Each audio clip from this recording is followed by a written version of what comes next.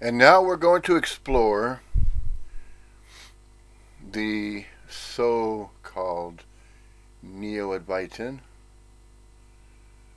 Richard Sylvester, birth name and birthright as Richard Sylvester.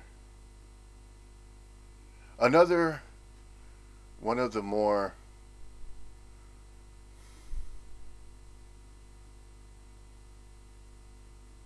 outspoken Neo-Advaitins. Since in a sense, absolutely every body-mind projection, every body-mind manifestation, every body-mind appearance, although temporarily so, is also not temporarily so. And in that sense of not being temporarily so, that is the non-observable,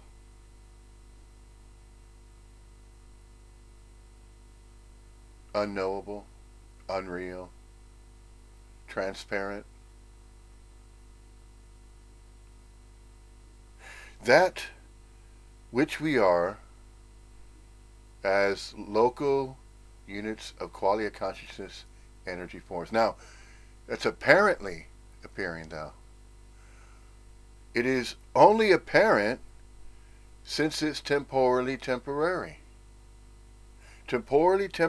so, but not exclusively so. Not exclusively temporary. It apparently appears as though there is a setup, and that setup is impermanence. That's Maya. And then to explain this to that which believes and thinks that it is separate from everybody and everything else, and although it is referred to as humanly corporeal, it is simply pointing out. What's pointing out? Well, nobody really points out anything to anybody, and yet there's the apparent appearance that there's pointing out. And since the English language is also considered a dualistic type of language, dualistic in the sense that it has the apparent appearance of expressions that are subjectivities that can be perceived as though they are paradoxical. Now, although there are no separate perceivers of anything, once a language is used via a body-mind complex, then there's the apparent appearance of a separate language that is separate from another language. Although non-duality is simply a fact of not two-ness, it is not right or wrong to state that non-duality is neither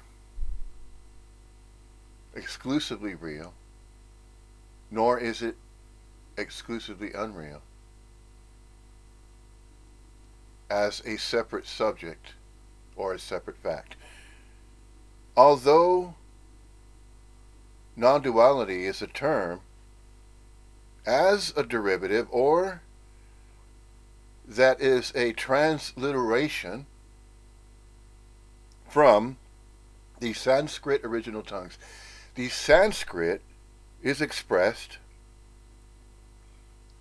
as though it is a separate language from English. And yet, it is perceived that way since the conjured self is conjuring that which it believes and thinks in its own unique way. Since the conjured self believes that it has, or it possesses, has, possesses, expresses its own mind. And in that thinking of self identification with a mind that it believes it's its own, but it is not, nobody has a mind of their own. And this is a manner by which the explanation collapses any subjectivity or any idea or any concept that's held. A concept that is held as though it's a concise and specific concept elicits a separate subject or a separate concept based on the subject that is conjured. The subjectivities are conjured. Indeed, they are, since they're relegated to that which believes it knows. That which believes it knows what it's talking about. So if it's talking about a subject, then there's separation. But it is not admitted whilst it is expressing in a particular language. A body-mind complex can express using a particular language as though those expressions are doings and knowings. Because the body-mind complex can claim that it knows what it's talking about. Therefore, any language is uttered to, by, for, from, about, and around a self-conjured conjured self that apparently appears to be expressing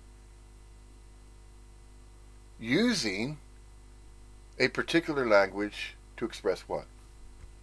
Well, obviously, to express subjectivities, to express a subject, to discuss and talk about. But why would it need to do that if the absolute is already whole, complete, and perfect just as it is? Nobody needs to refer or talk about any particular subject, which includes Advaita Vedanta, includes non-duality.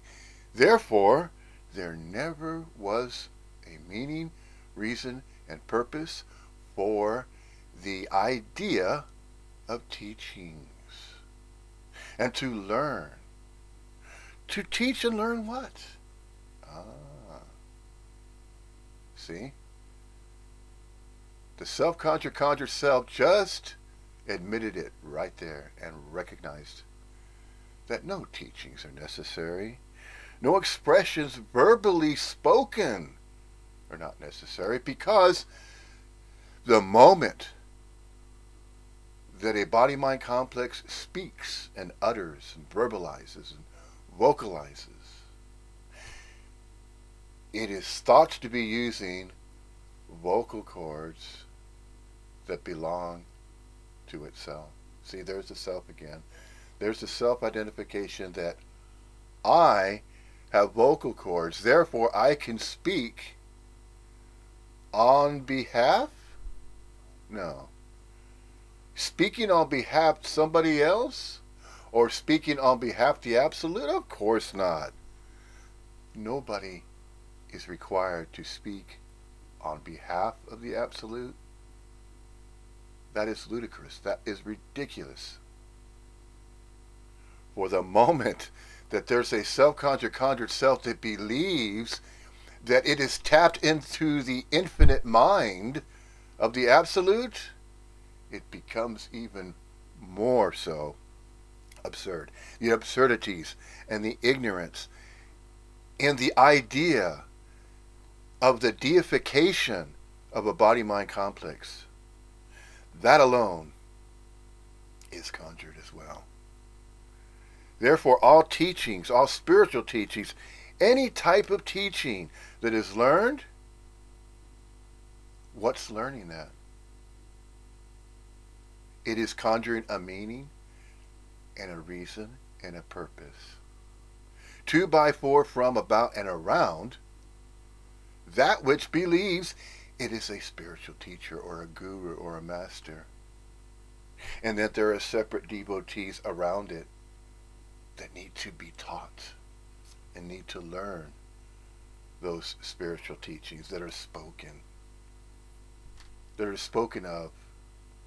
There's the of again. Of. If there is ever anything, any subject or concept that is expressed in this manner, well, that's about me. No, that's happening to me. Well, you see, I'm the author, so the book is by, there's another one. Take each one. To me, by me, for me. See?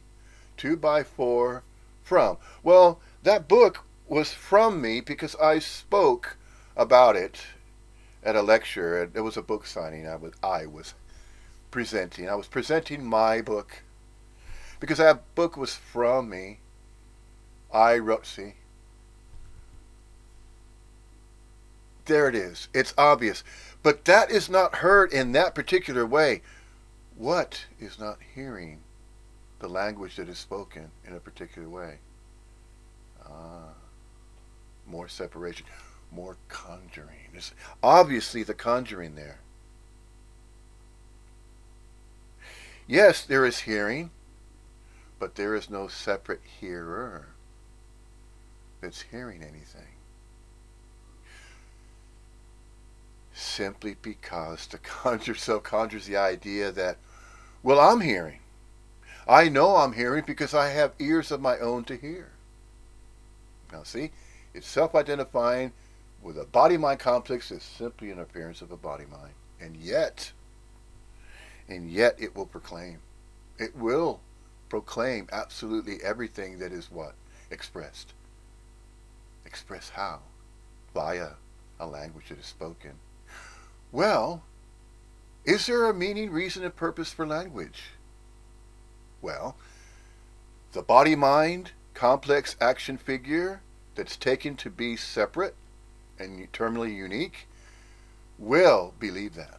It will believe that it is speaking a language and that whatever it speaks of, it knows. And whatever it knows, it thought about.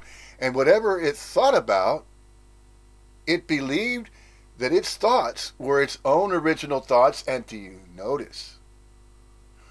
What's noticing? See?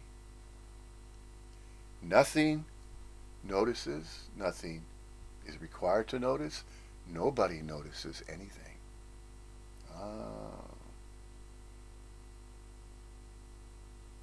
More unspoken yeses.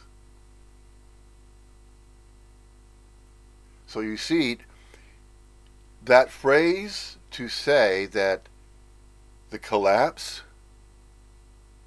is the unspoken yes? Indeed. And that is seemingly that way, or it is seemingly so, but not exclusively so. Hence why the word seemingly is used, and apparent.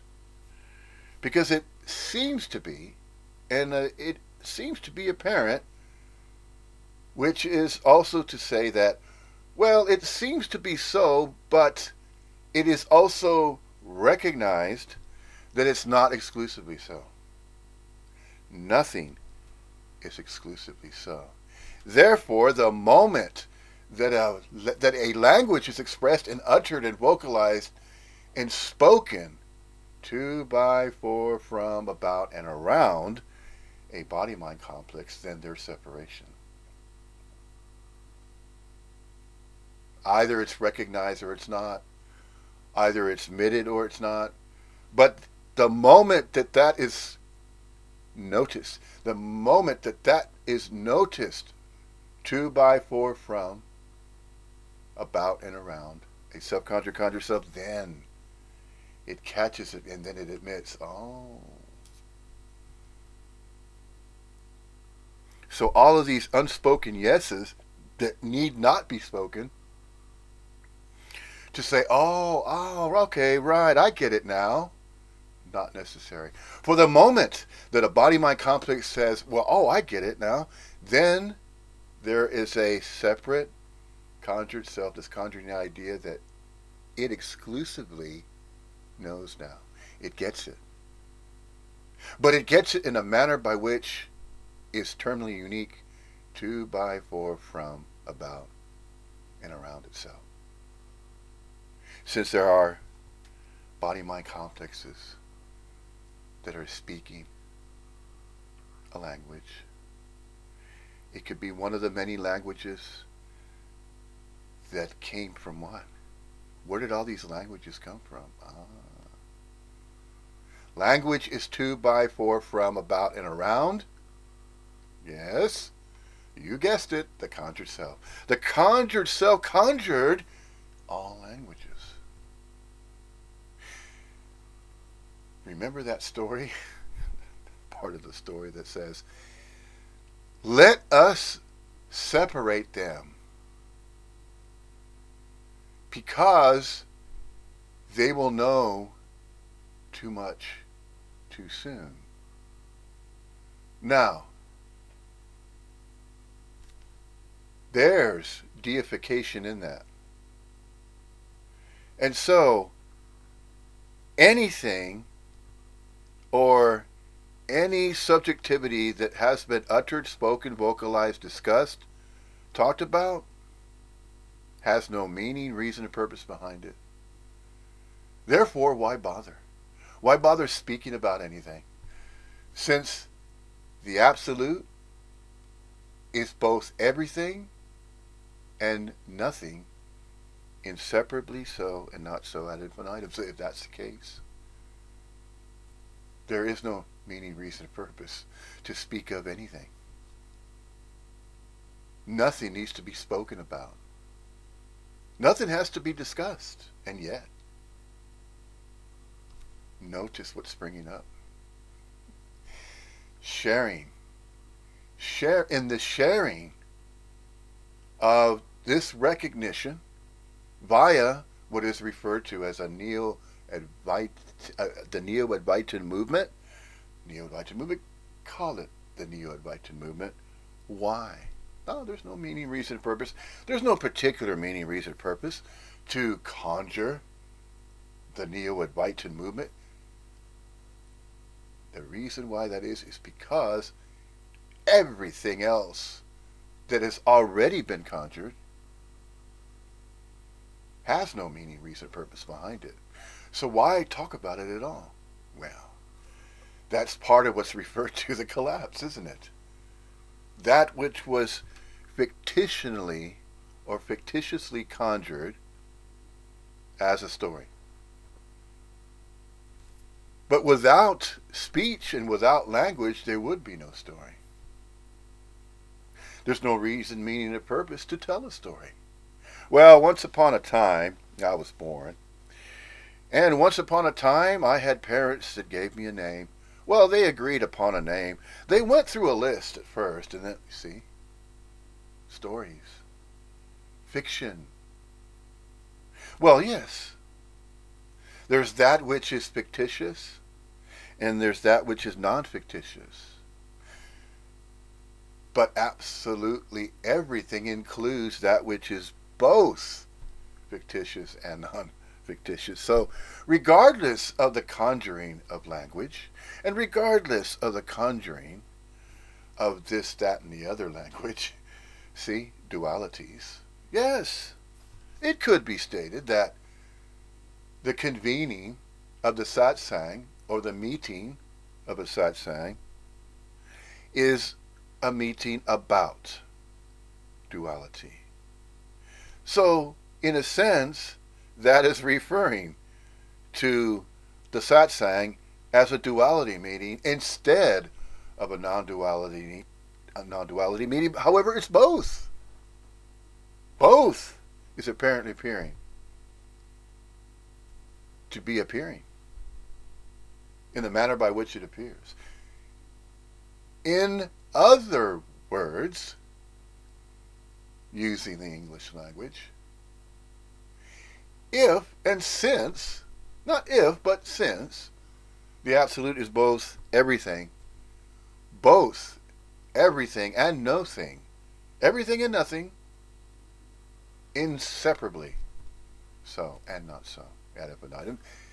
Since that is apparent to be the case, then that includes all languages. And there is separation in that, obviously. Is there not? Yes, there's the appearance of separation, whereby there are those groups of appearances of human corporeal units of local quiet conscious energy forms that are speaking a particular language. Then there's another group over there that's apparently appearing to be expressing using another separate, different language. And so there's all these various separate, different languages. Is it right or wrong that it apparently appears to be that way? No, see? Drop both.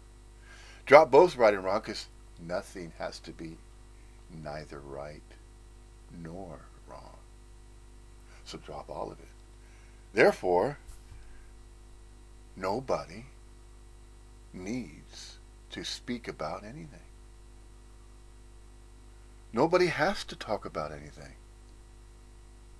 Then how does anything get resolved?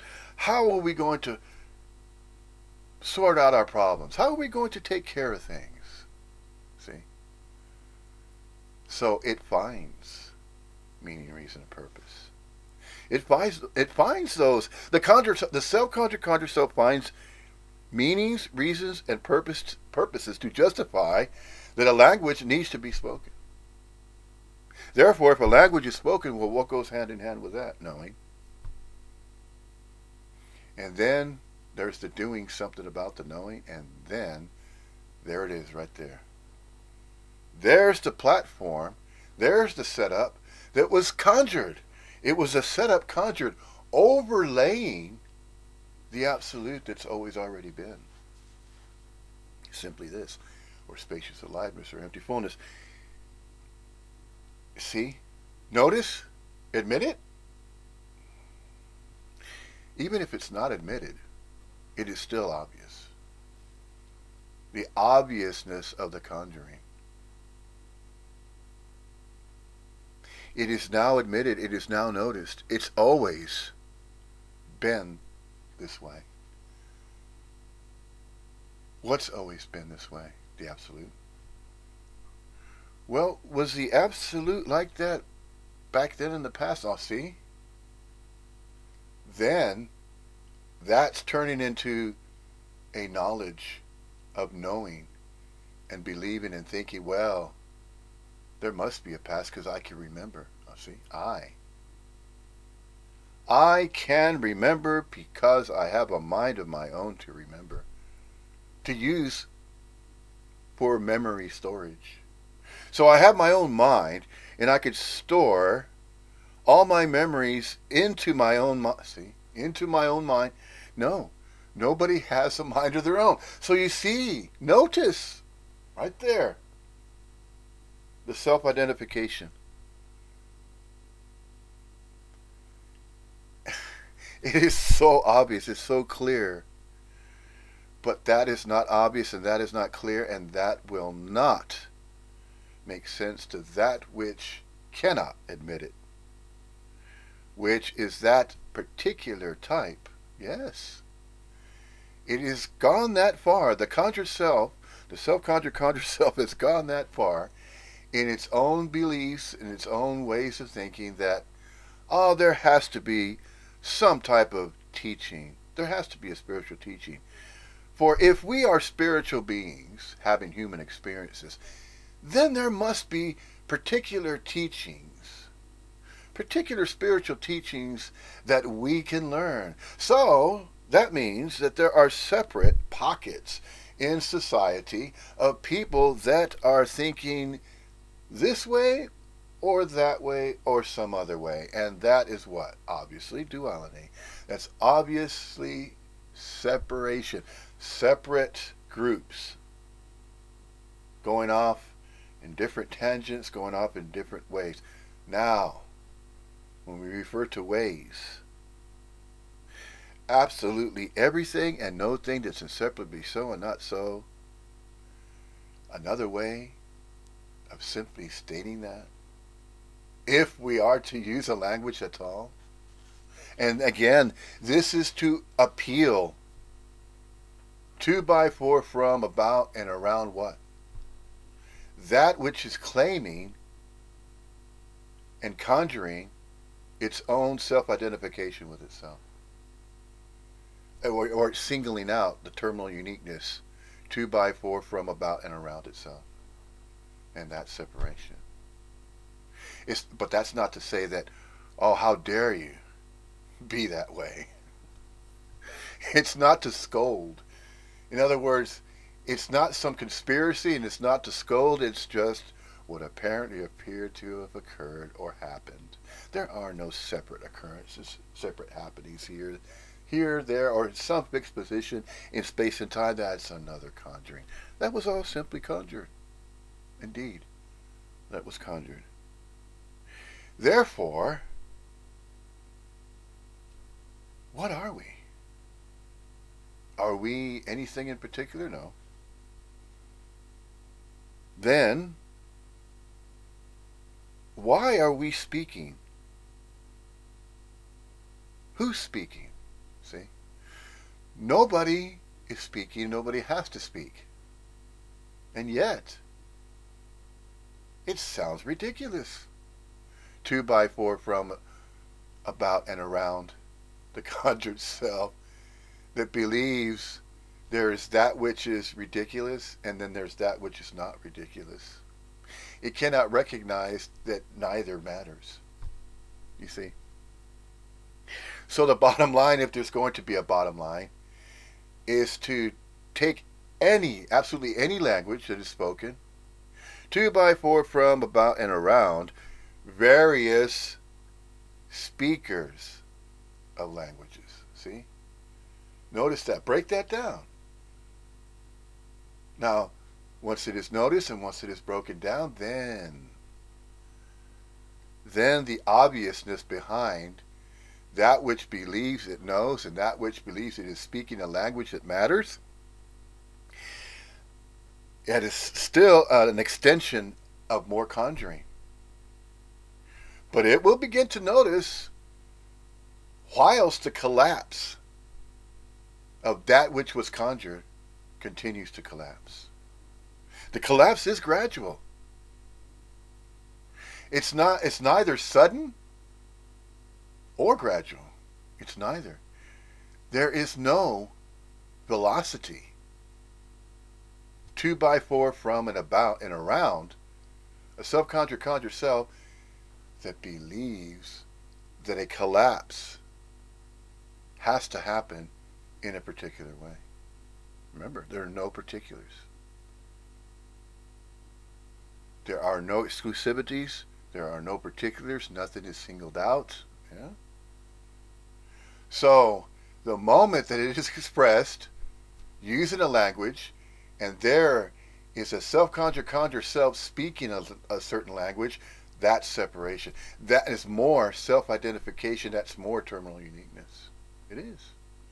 Because there are innumerable ways that a body-mind complex can simply express speaking a particular language, but that is no different than communication between other life forms that are observed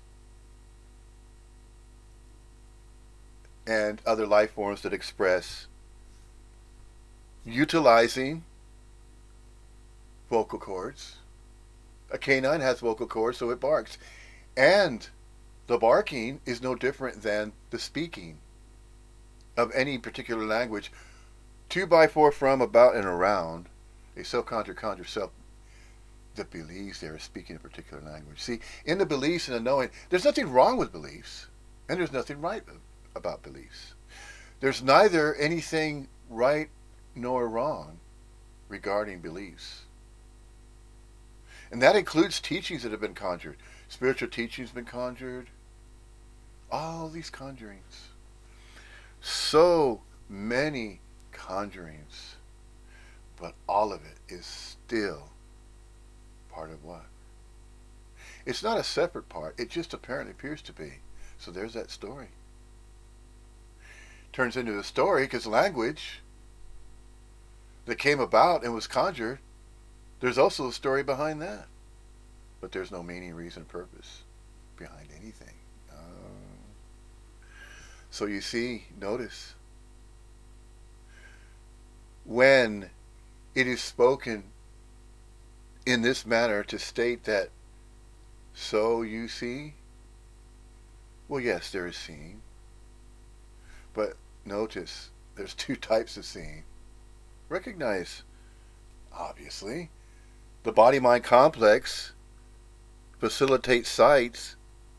It facilitates sight with eyes. Eyes that see. Okay, so there is what apparently appears to be the appearance of absolutely everything and nothing, inseparably so and not so, ad infinitum. But is there a separate seer of that which is everything and nothing, inseparably so and not so? No, there are no separate seers, obviously.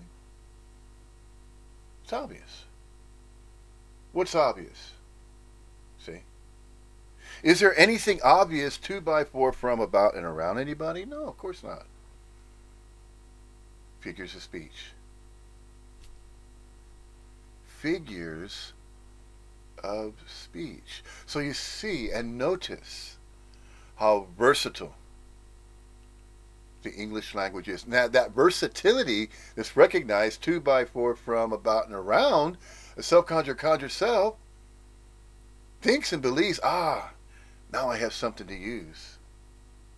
Now I have something to use to support my own way of thinking, my own terminal uniqueness that's separate from everybody and everything else. And since that is the case, wow, now that will really support my terminal uniqueness. If I express the language in that particular way.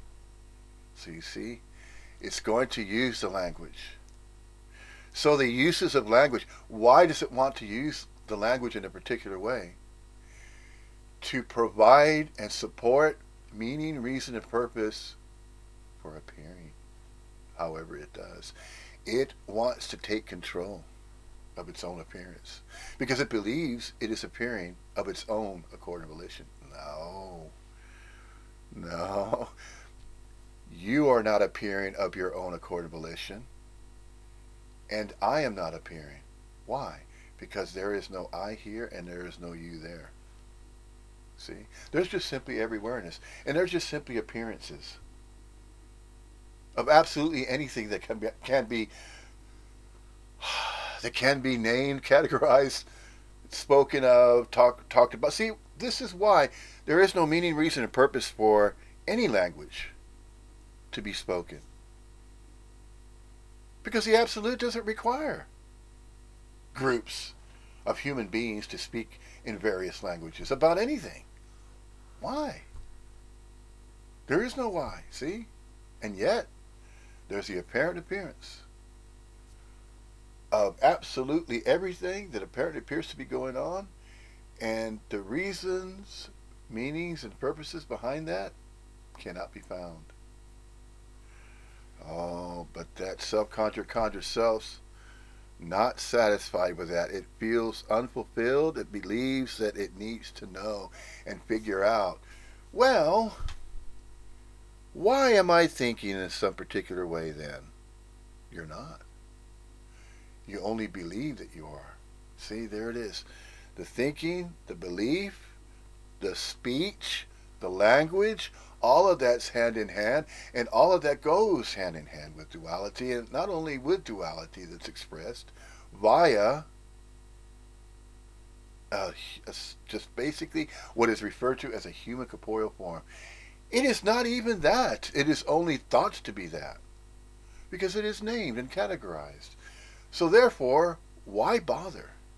Why bother at all? Well, nobody bothers. See? Nobody's bothering. There's just languages spoken, and then there's these expressions that are thought to be expressions. See? And there are thought to be languages.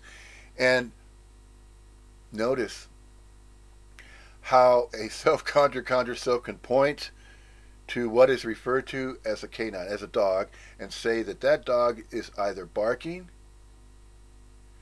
or it's whimpering, or it's wagging its tail, or see this, that, and the other. All the actions that are identified and categorized and named, itemizing, taking that which is believed to be items and separate things. There are no separate things. All of these ideas and thoughts are all conjured to support that there is somebody there that is stating that using a certain language, speaking of its own accord and relation. See, I am freely speaking because I know I am. I have free will and choice to speak. However, I choose to speak. Oh.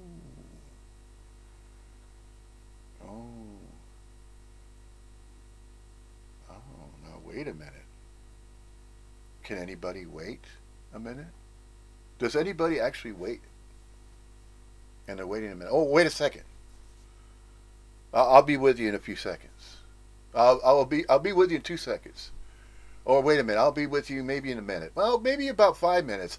It all depends on how much information I need to gather. But I'm speaking to you on the phone. Yeah, that's obvious. But you know what? I can't really tell you exactly precisely how long it's going to take me to come back to you. So I'm going to place you on hold. So just please hold then. I'm not going to tell you to hold 1 second, 2 seconds, 1 minute, 2 minutes, 3 minutes. It's just a figure of speech. That's all. See? So the self-conjured self is going to take any language that it has learned. See, there's the learning again. And when did that all start? And how did that start? The innocence of this apparent appearance of a movement like that. That's the manner by which it seems that self-identification began. 2 by 4 from, about, and around the self-conjured self.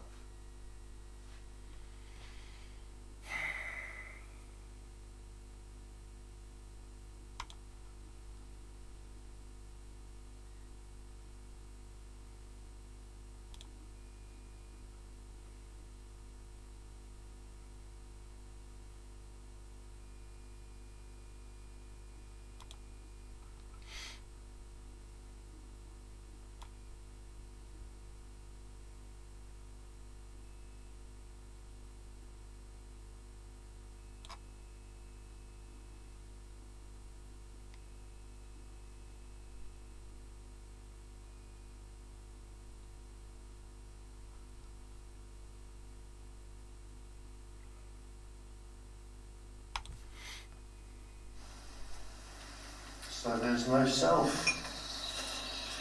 Or if you were here yesterday, there's still no self. And this is it. This is all there is. Did you notice?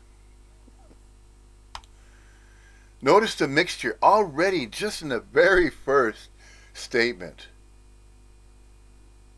2 by 4 from, about, and around this particular Neo-Advaitin. On one hand, it says, well, the Neo-Advaitin will say, there are no yesterdays, and there is no tomorrow. There are no futures.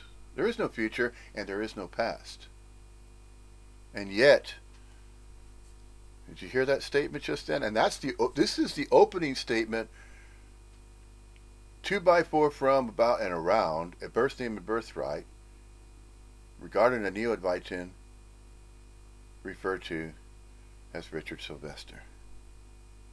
Richard Sylvester apparently appears to be a little bit different than another Neo-Advaitin or other Neo-Advaitins that are expressing this message regarding non-duality.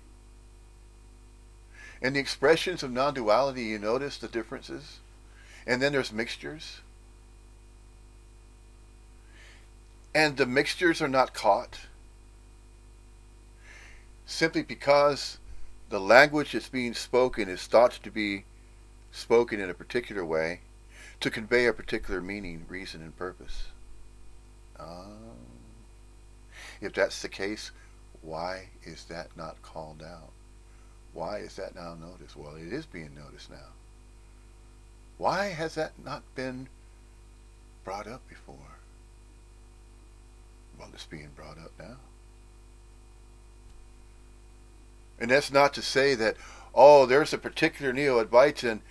He's noticing all the other Neo-Advaitins that are speaking. He's noticing the differences, but he's calling it out. What is he calling out? He's calling out that which may not be noticed or picked up by what is referred to as a self-conjured self, or a self that has yet to recognize that it's not terminally unique and that it's not separate from everybody and everything else. The self-identification of the self. Since there is no self, but the self is conjured, the self-conjured conjures self. It conjures its own self, its own fictitious self. And it's neither real nor is it unreal. It's both. It's taking that which is simply an appearance and then calling it something. And then applying meaning, reason, and purpose to whatever it's conjuring. There it is. There it is. And that's more conjuring. That's more self-identification.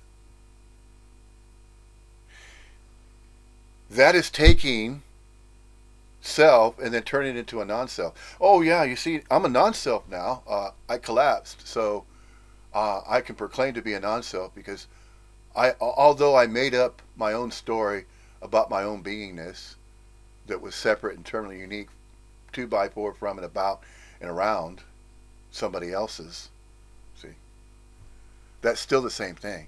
It's just, it's trying to come up with meanings, reasons, and purposes to, by, for, from, about, and around itself. It's still going to say, well, okay, so that fictitious self that dropped, collapsed, well, it's no longer true. I admit it now. See, I'm going to admit it because I noticed it. Okay, so this collapse and this drop of a me is being mentioned in these satsangs, these various satsangs that apparently appear to be held by various Neo-Advaitin speakers, these Neo-Advaitins, these non-duality speakers. You notice that? See, it's still taking the conjuring. It's still conjuring up a whole brand new type of conjuring now. Conjuring nonetheless. Why? Why is that? Well, it apparently appears to be, since self cannot get out of itself, and since it conjures up all types of meanings, reasons, and purposes for what it has done, what it believes it has done, and what it thinks it has done, or even what it knows it has done in the doing. See? Doings and knowings. All of that's conjured. None of it's necessary. So why bother to talk about it at all? Indeed. It doesn't need to be spoken about. It doesn't need to be discussed. Satsangs actually do not even need to be held. And yet, The satsang was conjured, wasn't it? Along with everything else, of course. Languages were conjured, spiritual teachings were conjured, religions were conjured. Absolutely everything that has been spoken of in every language, that is conjuring. Not necessary. All the conjurings that have ever apparently appeared to have happened, see, there it is again. All of it. All the conjuring, all the terminal uniqueness, all the separation, it only apparently appeared to be conjured. None of it had to be conjured to begin with. No conjuring is necessary. No conjuring can be claimed by anybody. So, therefore, there's nobody conjuring anything. But the moment that apparently appears to be conjuring going on, another story. Another story, 2 by 4 from, about, and around that which believed it was coming up with its own story, and then it was trying to conjure its own meaning, reason, and purpose for its terminal uniqueness. 2 by 4 from, about, and around its own terminal uniqueness. No escape. Self can't get out of self. Even though it could proclaim that, oh yes, now I understand what this collapse is referring to. And what that means, the story that's told. None of it needs to make any sense. None of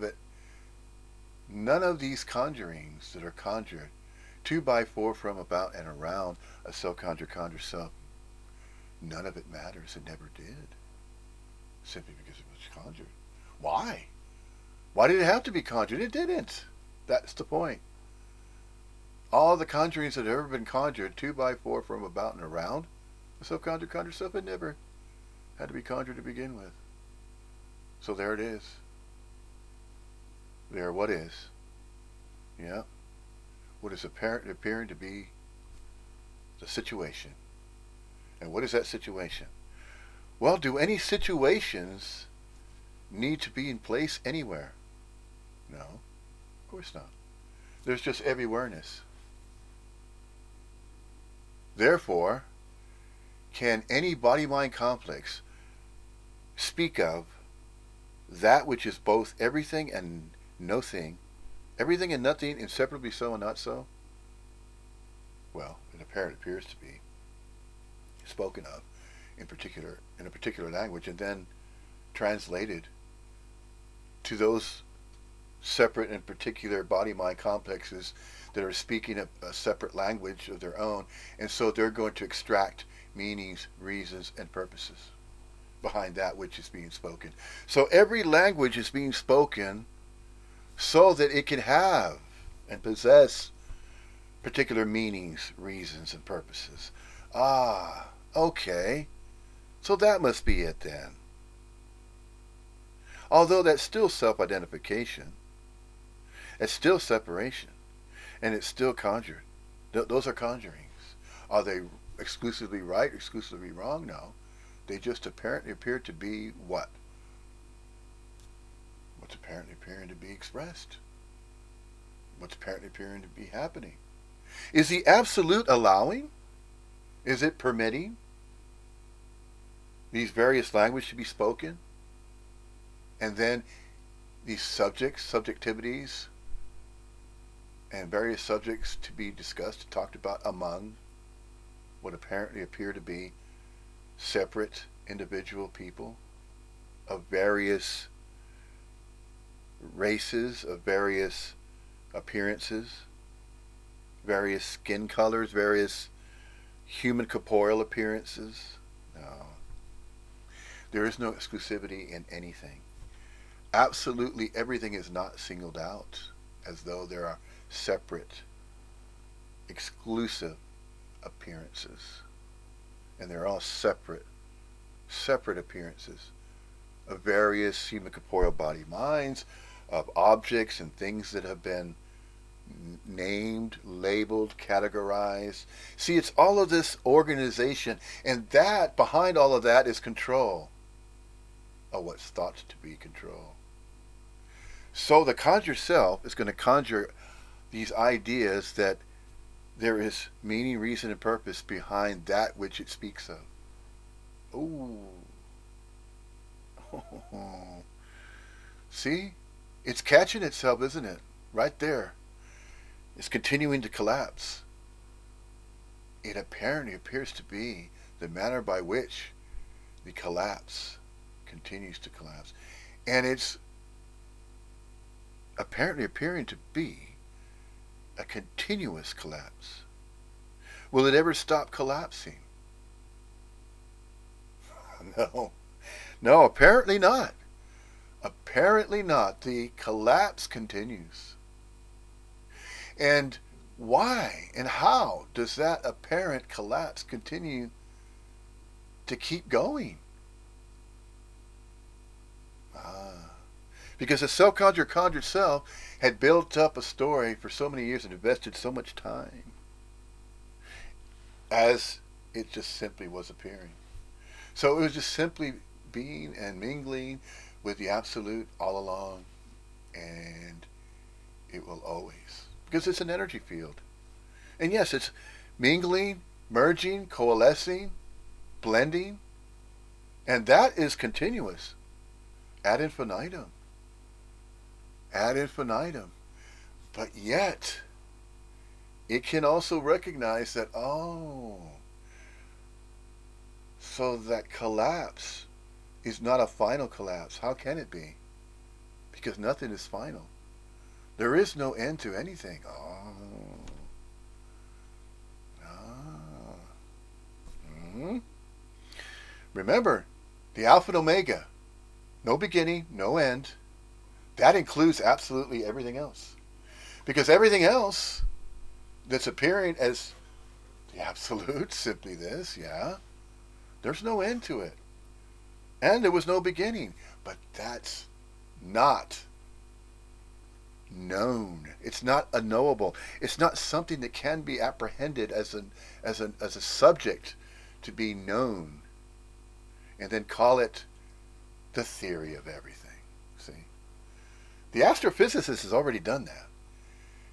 It's trying to understand the infinite nature, the infinitudinal complexification of the absolute. That's impossible. No, that's impossible. It's impossible. It's never going to happen. And it cannot be conjured. No, that cannot be conjured.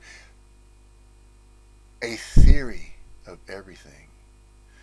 Oh, we'll play it safe, Mr. Astrophysicist. Can I drop a name? Sure can. It's just a birth name, birthright. Does it matter? No. And so, there was a birth name and birthright of Tom Campbell. He was once a little boy, but he went through school, and he went through certain types of schools, and he had a pretty good life. His story is extraordinary. Is it really? How is it extraordinary? Is it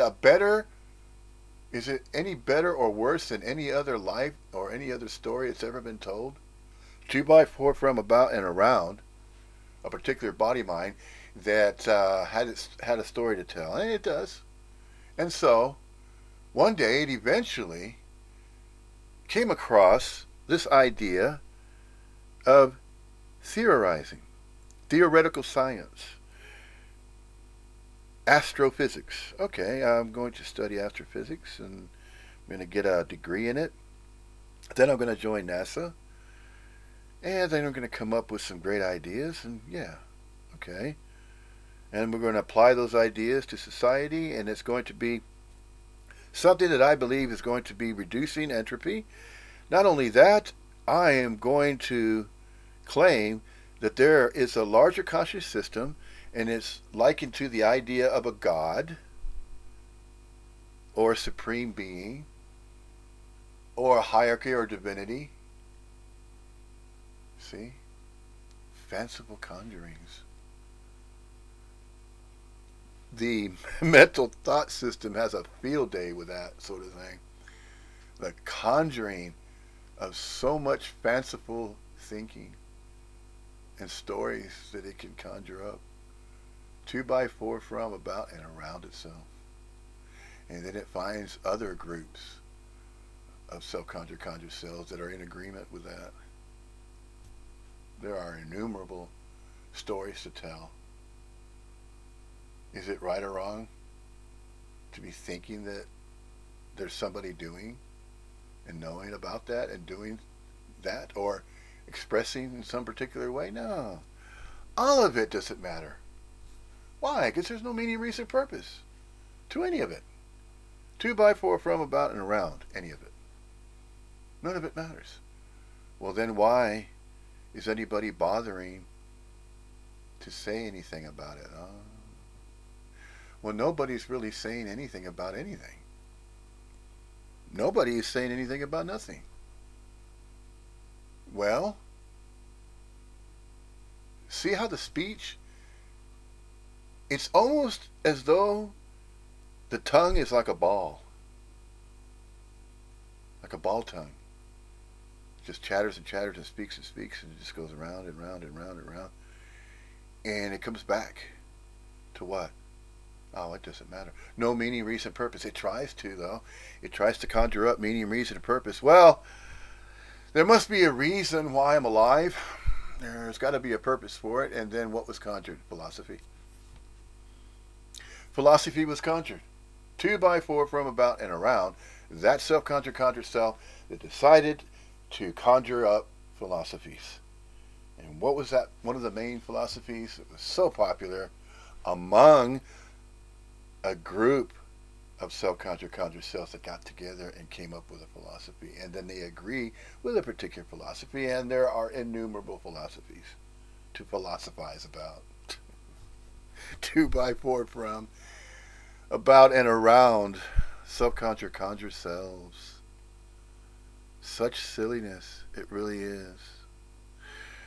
Well, who is this Neo-Advaitin to say something like that? How dare he? Oh, see, it goes on and on and on like that. Then you get groups of self-conjured cells that believe they have to defend this, that, or the other. Oh, we need to defend them because they're helpless. They need somebody that's strong-willed so that you can defend what they believe in. See, beliefs. No, nothing has to be believed in. And then conjure up this idea of various beliefs. That's just catering to the various self-conjured selves that are looking for a meaning, reason, purpose because they feel unfulfilled.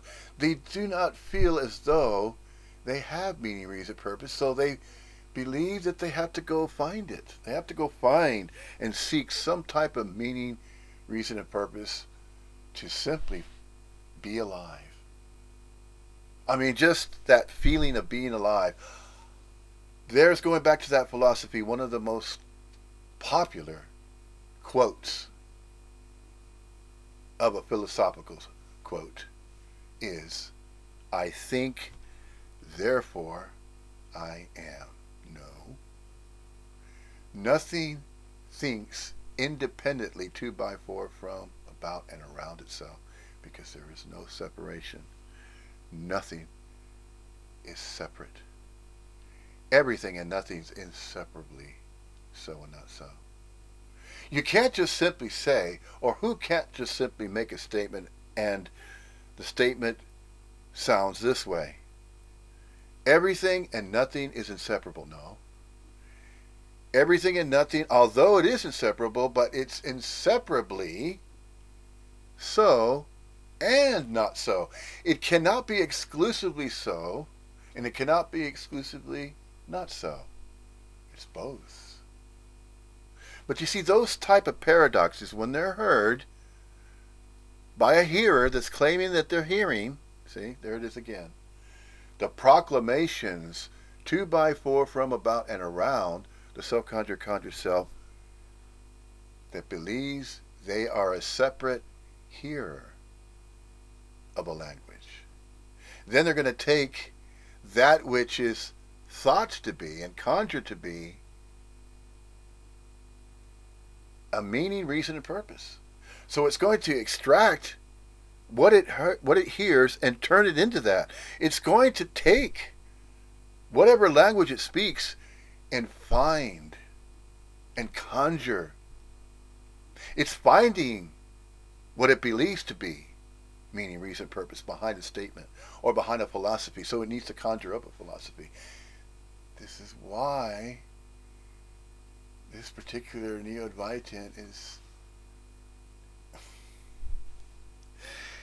is looking at these satsangs that are held, the birth name and birthright of Lisa Cairns recently come up with YouTube presentations, non-dual philosophy. See? There it goes. And this particular Neo-Advaitin is not separate from that other Neo-Advaitin or any other Neo-Advaitin. It's just the appearance of Neo-Advaitins. Just apparently appears to be Neo-Advaitins expressing. And then they're taking the message, and this again is an invitation. That's it. Just an invitation to entertain what? Entertain the idea. Well, why entertain any idea to begin with? No. Nothing has to be entertained to simply be the absolute as it is. As it is and isn't. The absolute, everything and nothing, inseparably so and not so, ad infinitum. Whatever arises, it's arising. Don't have to call it anything. You don't have to talk about it. And yet, the Neo-Advaitin is conjured. It's conjured this. It conjures the modern day satsang. Okay, the satsangs that were held thousands of years ago, well, they didn't really matter because they didn't happen. Because remember, you can't just say both. You can't say, well, there never was a past, but yet there was a past. Allegedly, there were satsangs that were held, but in a traditional sense. See? So it comes up with meanings, reasons, and purposes behind absolutely anything that can be conjured or discussed and talked about. Well, why discuss and talk about anything to begin with? Indeed. Nothing has to be discussed. Nothing has to be talked about and referred to or pointed to. You can't point to the absolute. Nobody is pointing to the absolute because there's everywhereness. You can't point to everywhere. Who can't point to everywhere? Precisely. Nobody is pointing anywhere. There it is again. See? Then it starts sounding similarly to the satsangs that are held by the birth name and birthright of Tony Parsons, the birth name and birthright of Jim Newman. Are there any other Neo-Advaitins that are expressing in that particular way? No. Not necessarily. But give it time. Give what time? See? More conjuring. It may branch off. It might. Well, look at non-duality philosophy now. There's non-duality philosophy. Is there non-duality philosophy just because it's stated that it is non-duality philosophy? 2 by 4 from, about, and around a particular Neo-Advaitin. See, there it goes again. There it goes again. The conjuring. Oh, it's taking on a different form now. Yeah. It now has a reason, meaning, and purpose behind referring to the collapse. Now we could talk about the collapse. All right, there's something new now that we can entertain. Yes, now there's something new we could talk about. It apparently appears to be something new to talk about. See, and then it goes on and on and on like that. Every apparent appearance. Does an excuse, a meaning, reason, purpose have to be applied to that? No. Then who's doing all that? Is there anybody doing that? No. Does anybody need to know about that which apparently appears to be done by 2 by 4 from, about, and around somebody? No. Of course not. None of it matters. Then why is it being brought up? You see? None of it has to be brought up. Why? Because the absolute is already whole, complete, and perfect just as it is. just as however it is thought to arise. Ah, see? There it is. See, it catches. It catches itself. What is it catching? It's catching that self is catching, it believes it's catching something. But no, it's just simply noticing. It's noticing how all of it is not exclusively so. It's starting to notice that now. It's starting to recognize that absolutely everything is just not exclusively so. It's just temporarily appearing to be so, simply because there is an appearance. Visibly observable in mirrors, there's a reflection there. Is a reflection that's being seen, is that being seen 2 by 4 from, about, and around a separate individual person? No. Well, of course, I recognize it's not it. It's all of it. So it's not exclusively a particular way, is it? No, nothing is. Nothing is a particular exclusive way.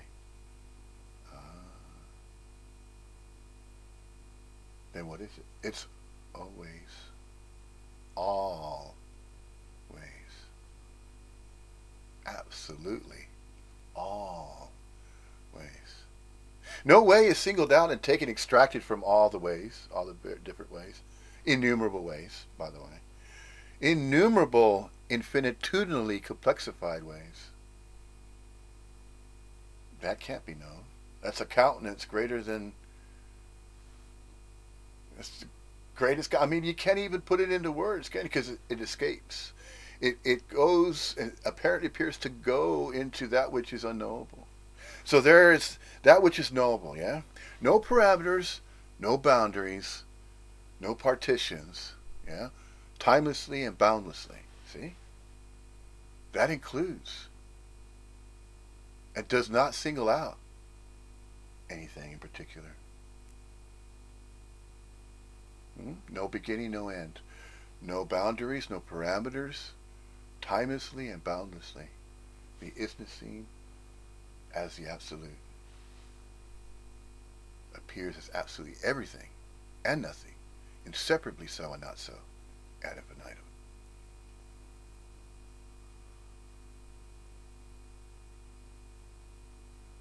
Why bother talking about it? Well, nobody's bothering to talk about it, really. So, in a sense, it's just simply a language spoken, not by any particular somebody, but there's the appearance. There's the apparent appearance of a body mind that's claiming that there's a subject that's called non-duality. But it's not a subject, it's a fact. And then the fact is taken to be what? Well, is there meaning, reason, and purpose behind that fact? Well, the Neo-Advaitin is going to conjure up the idea that there needs to be meaning, reason, purpose behind that, so we need to call it something. Let's call it a philosophy. Yeah, okay, all right. So the birth name and birthright, Lisa Cairns, there is non-duality philosophy simply because you say it. You say that there is. The birth name and birthright, Lisa Cairns, has conjured non-duality philosophy, and here it goes. It's going to take off. Now, there could be more than one type of non-dual philosophy, couldn't there? Non-duality philosophy. Sure, why not? If we look at all the other philosophies of the past, oh, wait a minute, there is no past. And there is no future, there's only now. There's just the apparent appearance of the past, and there's just an apparent appearance of the future. See, it sounds like an excuse. Which is it then? Which is it? Can you make up your mind? Are you going to make up your mind? Sooner or later you are, right? No. Nobody's making up any minds. Oh, but they are definitely conjured. So if there's anything made up, that's made up. Fictitious. Conjured. Yeah. Self-identification with a separate, conjured self is conjuring all these fanciful ideas, all these fanciful concepts. Why? He's trying to find meaning, reason, purpose regarding the absolute. No. No. There is no exclusive meaning, reason, purpose about absolutely nothing. No. There is no exclusive meaning, reason, purpose about absolutely nothing. No reasons, no meanings, no purposes. For anything to apparently appear as though it's something. Is anything appearing of its own accord and volition? Of course not. Does anybody have free will and choice of their own? No. Nobody is any better or worse than anybody else. And how is that so? How and why is that? Because there's nobody that can claim to be better or worse than anybody else. There's just the appearance of the human race. There's the appearance of a planet that is referred to as a planet. So you see, it's these identifications, it's these categorizations, and that is separating. That is taking the what is referred to as appearances of everything, and then taking the appearances of everything and finding anything to extract from everything. And so anything can appear as though it's something. So that's breaking it all down, isn't it?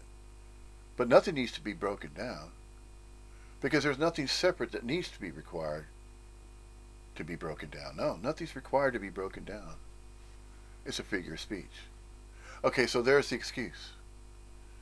There's the excuse if a language is going to be spoken, such as the English language. So there's more conjuring involved.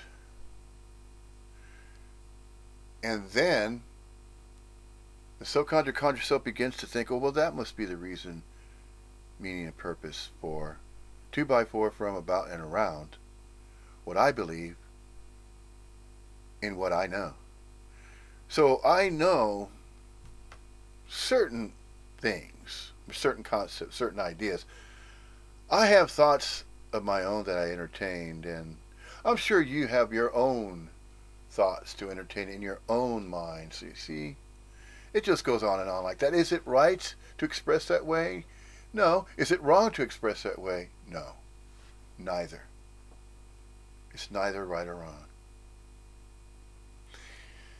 Just apparently appears to be the case. Apparently appears to be what's going on. Is it really going on in a particular way? No, it just apparently appears to be. There's the illusion of time. I think that I'm in this moment, but there are no separate moments to be in. Paradoxical. And it's not damned if you do and damned if you don't either. Nothing's damned. Nothing's exclusively damned. Damned if what does, and damned if what does not. See, it doesn't matter. Neither. That's why nothing matters. See? Literally. Nothing is mattering. Nothing is mattering something solidified as though there's a physical something to hold. So, this action was learned. And it was learned because it conjured learning. It thought and believed that, well, I am because I know I am. I think, therefore I am. No. Nobody is thinking independently 2x4 from, about, and around themselves. Nobody is separate from everybody and everything else. It was never like that. That's just a story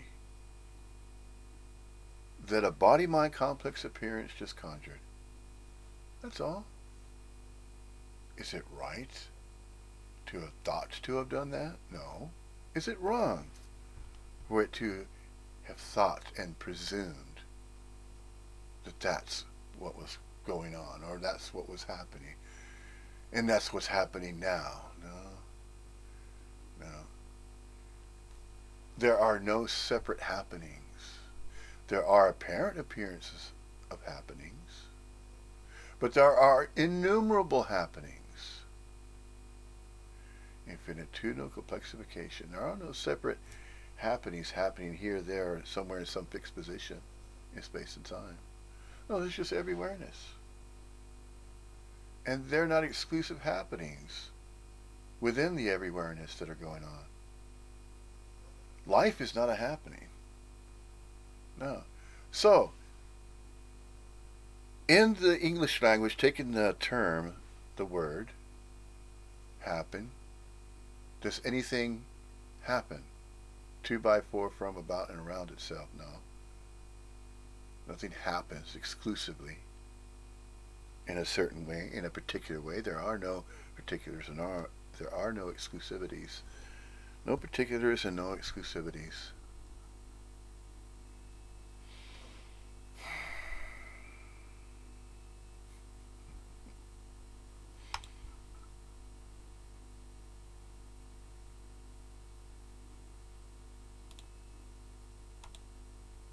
Let's hear that again.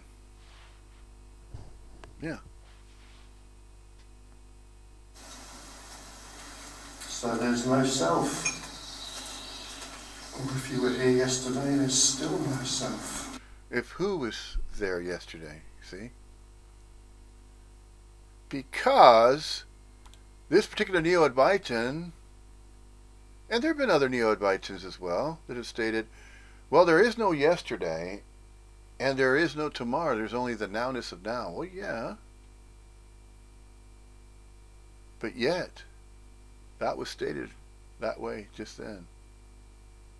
Is that catering to the self-conjured conjured self that believes it's separate from everybody and everything else? Perhaps.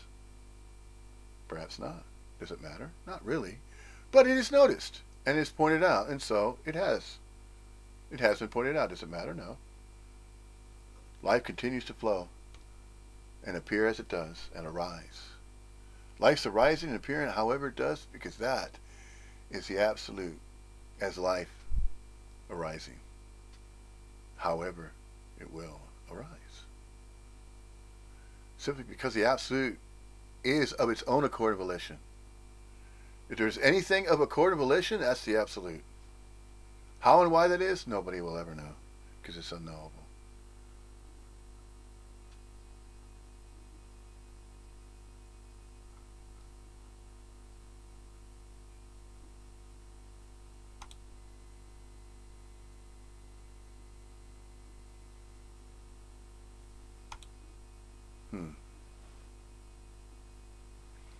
Well,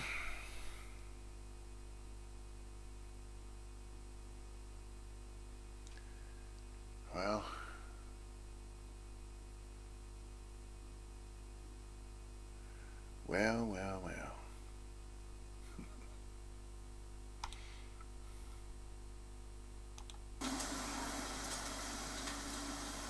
And this is it. This is all there is. There was a president back in the 1980s. Well, wait a minute. A president back in the 1980s. Did the 1980s happen? Why are we talking about the past? Are we referring to the past? Does anybody out there remember the 1980s? Anybody out there remember that? See, is there any meaning, reason, purpose behind that statement? Of course not. Think about that. Well, if there is no past, why bother bringing it up? If that's the case. If there is no past, well, there was a Ronald Reagan president in the 1980s, and Margaret Thatcher here in the United Kingdom was in power. So you had Margaret Thatcher and you had Ronald Reagan over in America. You had Margaret Thatcher here in the United Kingdom. Was that happening in the past? Well, there's an agreement. But the agreement is not unanimous. It's a separate agreement among English-speaking self-conjured conjured selves. English-speaking conjured selves are in agreement that there was a past that, upon this particular landmass that's referred to United Kingdom had a birth name and birthright of Margaret Thatcher as a leader with leadership. And then in the United States, in America,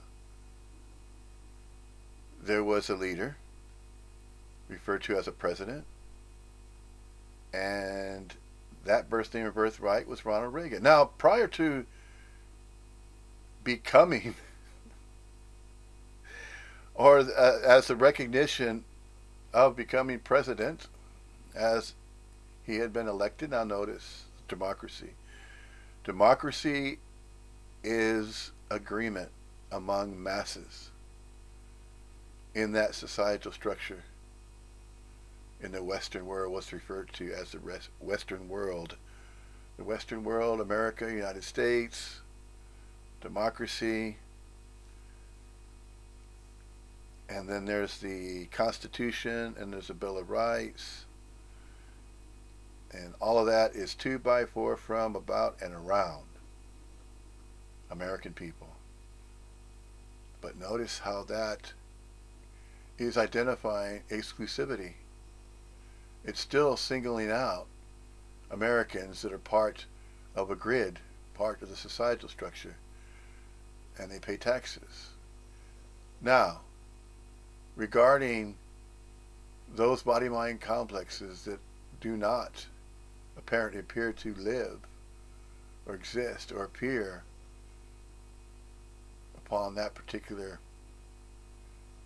area of land, see, all of these stories and all of these things that are conjured, and just saying them doesn't seem to hold any validity.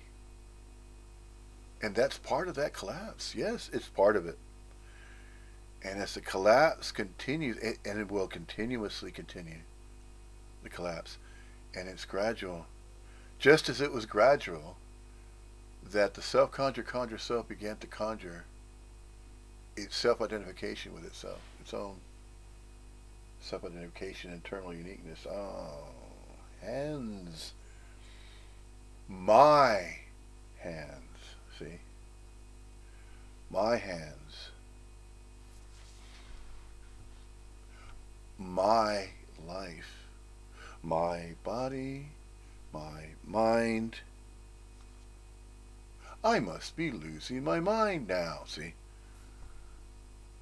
Losing what mind? How can you lose a mind if there never was a mind to have lost to begin with? Well, if the idea is only conjured that there is a mind that was claimed 2 by 4 from, about, and around a self-conjure self, well, that's it. That's it then. It just believed that. It just thought that. Just as it believed this. As it was told. As it learned. So the learning 2 by 4 from, about, and around that which agrees that this is to be believed. So if I learned it and I was told, then I had to believe it. I had no choice not to believe it. Or did I? Sure you did. What did? See? It could neither believe nor could it disbelieve, because it thought it had to be exclusively one way or the other. And nothing's one way or the other. Nothing's exclusively so in some way or the other. In this way, that way, or some other way. See? There it is. That's the case. What's seen? Well, when it is stated see, that is, well, notice, recognize. There is no separate recognizer, and there is no separate noticer. And yet, noticing, seeing, constantly seeing, constantly noticing. That's what we are. Constantly noticing, constantly seeing. This is the reason, meaning, purpose behind what apparently appears to be the statement that there is just seeing, there's just verbing. That's one way of stating that. But is there meaning, reason, purpose behind that statement? Well, it apparently appears to be how and why that is said, that is stated. But it's just how something is stated. There are statements, and then there's stating. That's it. Just statements stating. There is no finality. There is no final word. There is no final word to anything. No, there isn't. And so, the conversations continue. The speaking, the seeing, the hearing, the tasting, the feeling. It's just experiencing. The experiences that are experienced is just experiencings that are apparently appearing to happen. But they're happenings. Innumerable happenings. Always, always. So there are innumerable happenings. The countenance is immeasurable. The countenance is immeasurable regarding absolutely everything and nothing, inseparably so and not so. Therefore, everything and nothing, inseparably so and not so, is infinitely complexified ad infinitum. Infinitely complexified. There's no meaning, reason, purpose behind all that. There can't be. You can't place. Nobody can place and stamp a meaning, reason, and purpose to a separate idea, concept, or a teaching. No, there are no separate teachings that are greater or better or worse than one teaching, and then there's another teaching. There are just innumerable teachings. And then teachings continuously, are they continuously being taught? Taught to what? See? Taught to whom? There are no individual whoms anywhere. Nowhere to be found in some fixed position. There are no fixed positions, that's why, to begin with. To begin with and to end with, there are no fixed positions anywhere to be found. No, there's just simply every-awareness. Every-awareness. Can't pin that down, though. Nobody can pin that down. Nobody has to pin it down. Nobody has to pin down anything. Because there's nothing to pin down to begin with. It just goes on and on like that. Apparently appears to be the case. And nobody has to get used to that. Just apparently appears to be the case.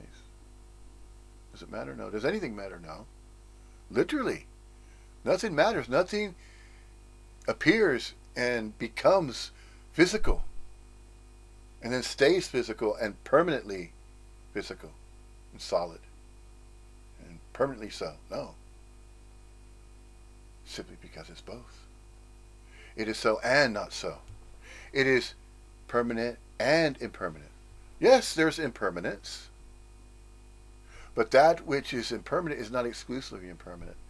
Simply because there's also what apparently appears to be permanent. What apparently appears to be permanent? Well, the temporariness can appear as though it's permanent because it's stretched out in what's referred to as time. So there's so many years of time which apparently appears to be a long duration.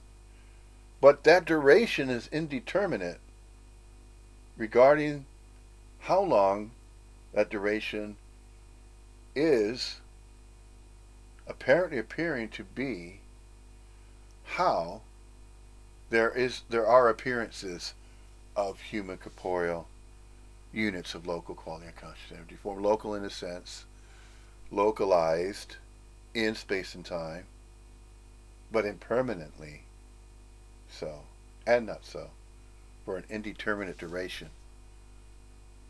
In space and time, and not of space and time. So there is absolutely no beginning and no end to anything. There's no beginning and no end to everything. Not to, by, for, from, about, and around anything in particular, but absolutely everything and nothing. Inseparably so, not so. Ad infinitum, the infinitesimal complexification. There's no beginning to it and no end to it. Does anybody have to get used to it? There's nobody getting used to anything. Is it really the way that everything appears to be? No, it's that and more. There's that which is knowable and that which is unknowable, but it's both knowable and unknowable, but not exclusively knowable and not exclusively unknowable, and it just goes on and on like that. On and on and on and on in a figure eight like that, like a racetrack. That's the 8 on its side. What is that symbol? That symbol is the Alpha and Omega. That symbol, that's the Alpha and Omega. It's, in symbology, there's symbolic representations. Symbolic representations that are applied to what? Applied to what apparently appears to be that which can be applied. An application can be applied to anything. Any kind of concept that is thought to be learned, thought to be knowable, a known, something that's known and learned and taught and shared and this, that, and the other, but it doesn't have to be that way. It's because it's not in any particular way. What's not in any particular way? Everything. Why? Because it's not exclusively everything. There's also nothing. Therefore, but that's not exclusively nothing. See? Goes on and on like that. There's everything and nothing inseparably so and not so ad infinitum. Always, always. Always, always. Not just some ways. And not just this way or that way or some other way, but all ways. There are no ways extracted and singled out, and there are no new ways added. Mm-mm.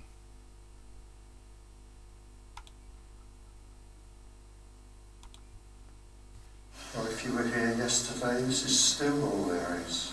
And immediately we're into the kind of the contradictions of language when we talk about this. Because we're trying to talk about something which lies outside time and space in a way. We're trying to talk about something which sees that time and space is a kind of illusion. I'm choosing my words, that phrase very carefully there, a kind of illusion. But of course, there are no particular illusions. There are no particular illusions here, there, or anywhere else. There is just everywhereness.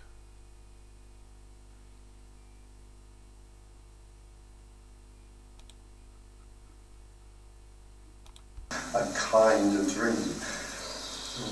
But we're using language and we have to use time-bound, space-bound language because that's how it works. And yet this is all there is. Well, not necessarily how anything works, really. The absolute is not any particular way of working out.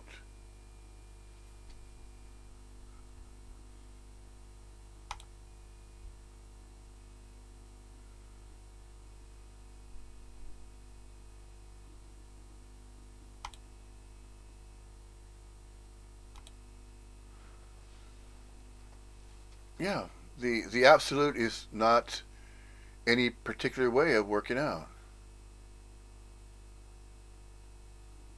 And so there's just the apparent appearance of anything that could appear as though it's something happening, as though there's an occurrence, an event happening. There are no separate events or occurrences. It's only thought to be that there can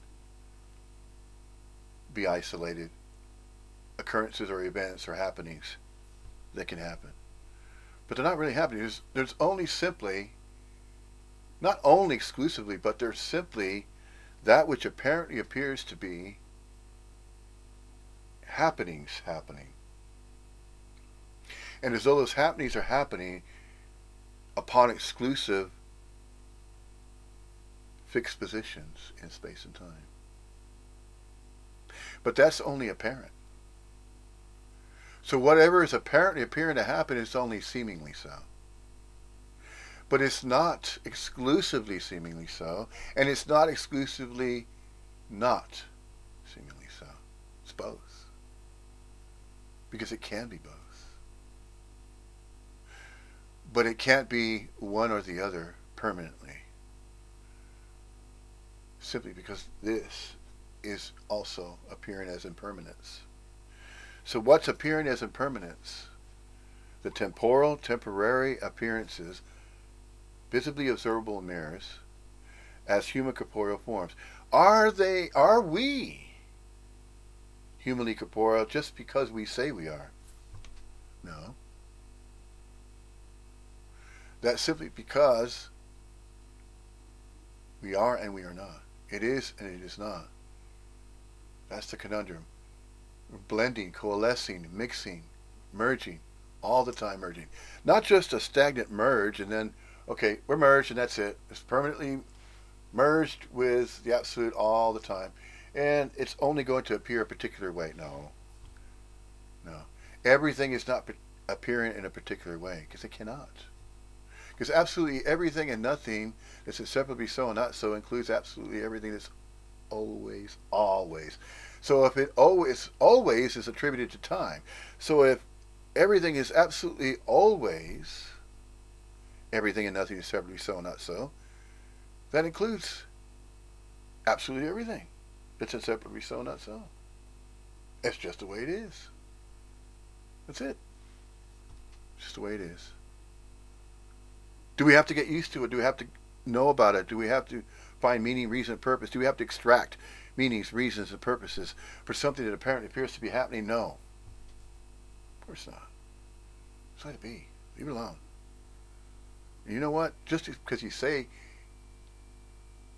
just because there is a body, mind, action figure that says, oh, leave it alone, that doesn't mean that if you say leave it alone, that it's going to be alone and left. It's going to be left alone. Just because you make that statement and say, well, leave it alone. Okay, so if you leave it alone, then it's going to be left by itself. It's going to be left by itself alone. See the figures of speech. There's so many. And the English language is filled with them. These figures of speeches. That's so that the self-conjured conjured self can entertain itself. And that's what it's doing. Is it right that it's doing that? No. Is it wrong it's doing that? No, it's neither. And it doesn't matter. None of it. So whatever the self-conjured conjured self believes it is doing, or it knows, or it does, or believes it's doing, or believes it knows what it's doing, all of it doesn't matter. Because it's not mattering, is it? The matters of mattering and not mattering. Does it matter that we know about any particular matters that are mattering? No, nothing's mattering. Nothing matters. There's no thing that literally matters as manifestation, as a permanent, physical, solid manifestation. There's nothing permanent. Nothing is impermanent. Nothing's permanent because it's appearing as though it's impermanent. There's impermanence, but there's not exclusive impermanence. There's also that which appears as though it's permanent. Oh.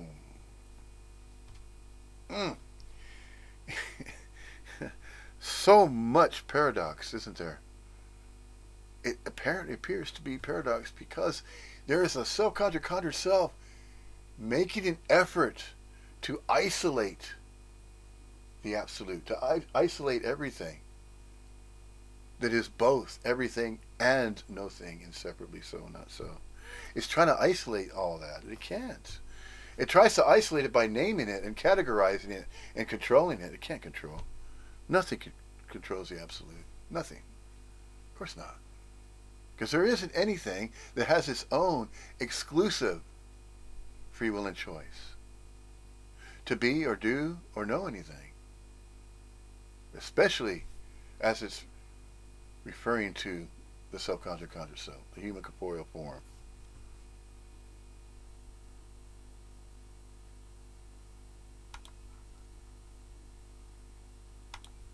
This is the entirety. There may be, if you were here yesterday, in inverted commas, there may be, I hope there is a memory of that. I mean, if there isn't, you're doing too many drugs. So I hope there's a memory of that.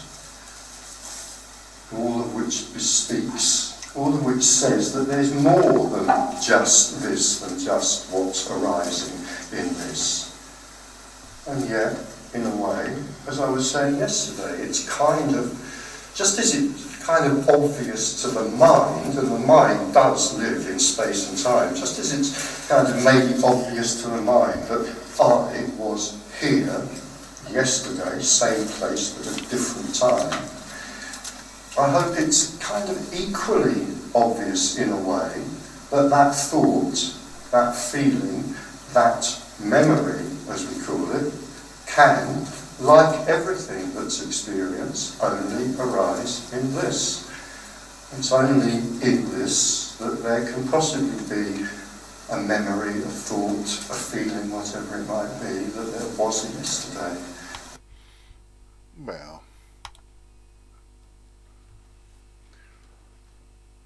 Well, space and time,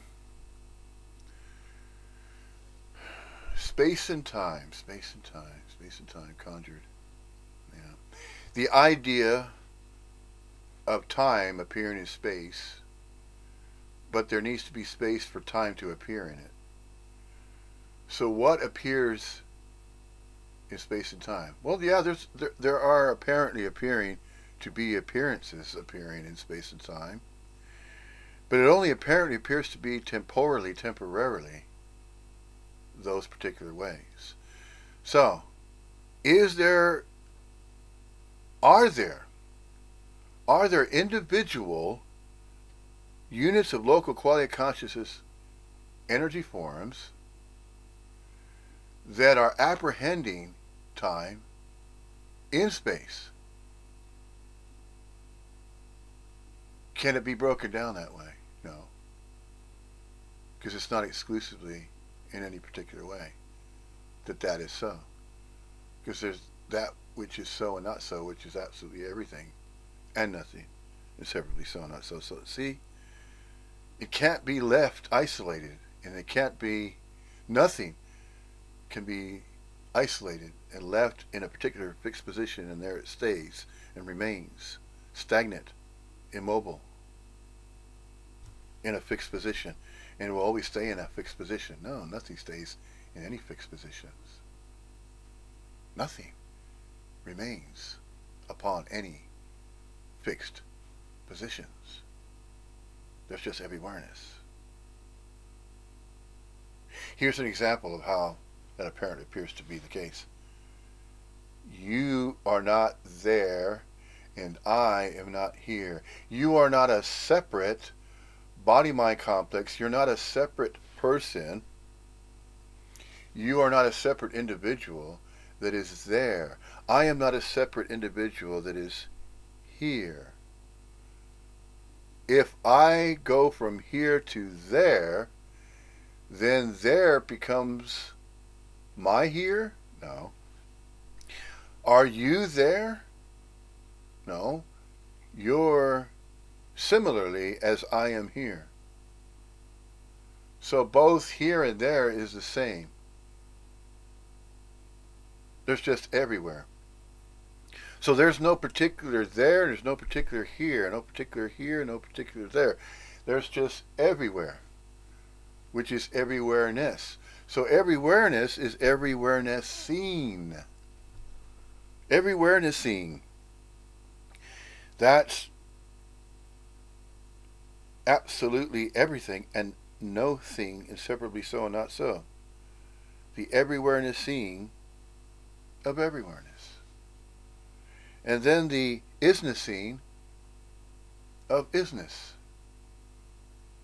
And the awareness seeing of awareness. So if that which believes it is a separate individual person that knows they are separate and individual and terminally unique, and as an individuated unit of quality conscious energy form, but that energy form belongs, or this apparent appearance of a human corporeal body-mind complex belongs to me. See? Ownership. No.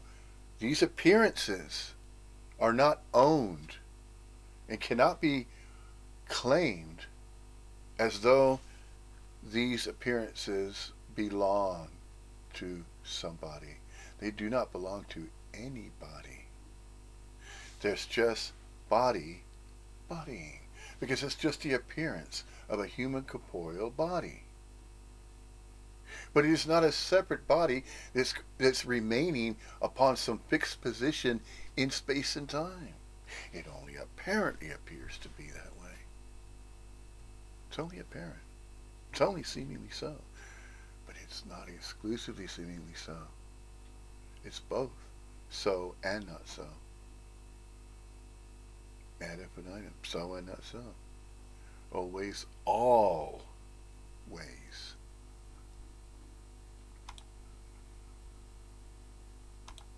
Or that there will be a tomorrow. So in a way, I'm asserting that when at the heart of non-duality, the heart of seeing non-duality is that the self collapses. We can talk about what that rather weird phrase means more later on if we want to, but for the moment, let's just leave it at that.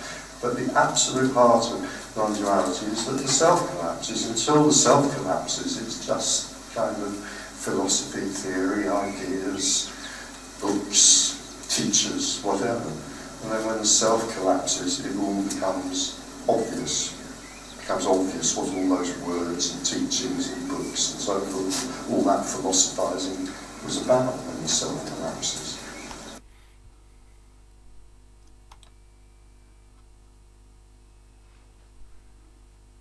But the self does not collapse and then end within that particular collapse, and then that's it. Then there's bliss, and then there's eternal bliss. Just eternal bliss and just beingnessing and just existing and appearing as an apparent appearance of an energy form for an indeterminate duration in space and time, and it's just not always going to be that way. That apparently appears to be in some particular way. Now, the collapse is constant, continuous collapsing. And the activity of collapsing is continuously so, but temporarily so. Whilst the apparent appearance of a human corporeal form is visibly observable in mirrors. However, the human corporeal form that's thought to be singled out as the apparent appearance of a separate human corporeal form, it's only apparently appearing that way. It's not really a separate appearance, because there's the appearance of absolutely everything else with it. You see? It's with it. It's not separately within everything else. It is with it. It's with absolutely everything else that apparently appears to be an appearance of everything else. Now that's the constant merging, the constant coalescing, the consistency of constant merging and coalescing and blending and mixing. It's mixing. It's not just a permanent mixture, and then it stays a mixture, and then there's this collapse, and then it just simply remains permanently collapsed? No, of course not. It's a continuous, constant, energetic movement of energy, radically free, going nowhere in particular, no particular fixed position in space and time, and even outside of space and time, because beyond space and time is timelessness, boundlessness. Therefore, boundlessly boundless. Yes, timelessly timeless. Energy. No parameters, no boundaries, no partitions. Seamless. Just as light and darkness, just as light and dark are seamless. There's no division point. There's no dividing line between light and darkness. There's just the apparent appearance of light and darkness. Apparent appearance of light, apparent appearance of darkness. The contrast between that which apparently appears to be light and darkness. But no, it is simply mixing, coalescing, blending, constantly. Energetic movements, apparently appearing to be as though they're energetic movements, just apparent appearances. Just seemingly so, but not exclusively seemingly so, but also seemingly not so. So, therefore, we are and we are not.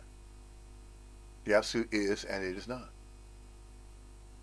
The Absolute is everything and nothing, is separately so and not so, ad infinitum.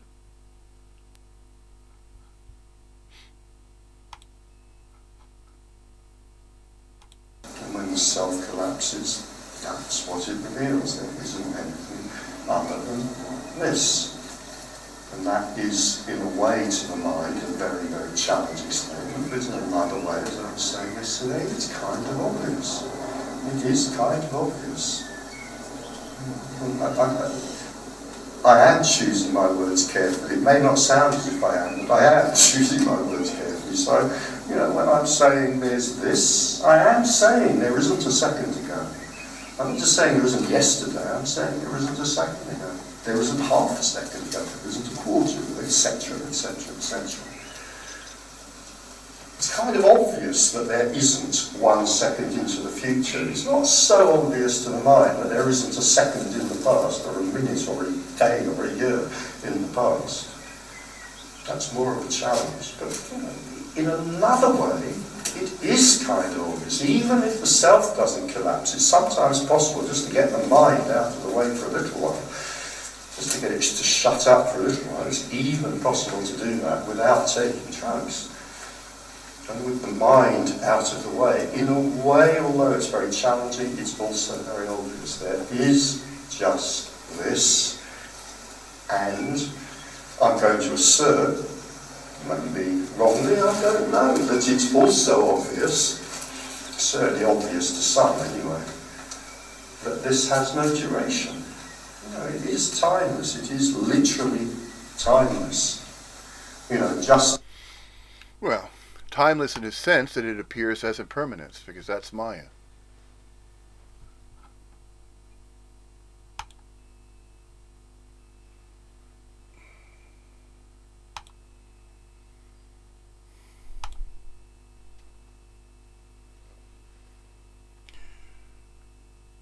Time in a sense that the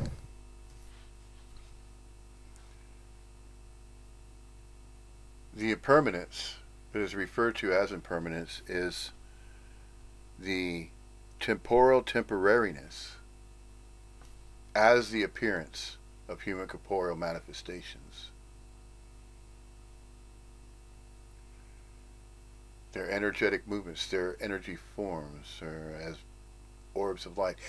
If the human corporeal form was not biologically temporally temporary this way, whereby it has an indeterminate duration of manifestation. So the biological form, although it can apparently appear to be seemingly so real, without the self-identification of a conjured self identifying with it, because that essence, the energy field of the essence of the manifestation, is still timelessly and boundlessly an energy field that is constantly coalescing, mingling, merging, and mixing with the absolute that is both real and unreal, knowable and unknowable, observable and unobservable, as everything and nothing, inseparably so and not so ad infinitum.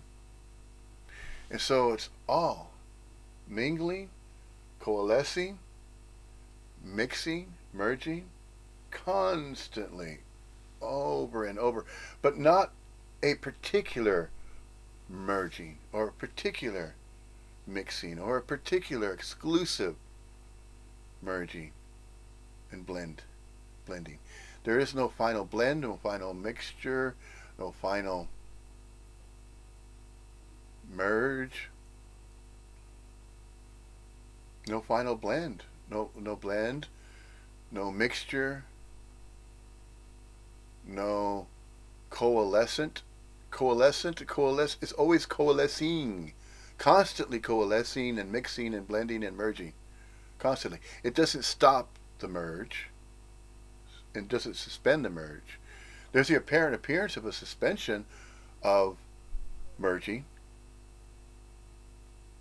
There's the apparent appearance of a merge and a coalescence and a mixture and a blend, but that is only apparently appearing to be temporarily so, since there's the illusion of space and time, and so it's stretched out. So there's an indeterminate duration in space and time that is also not of space and time. So it's both.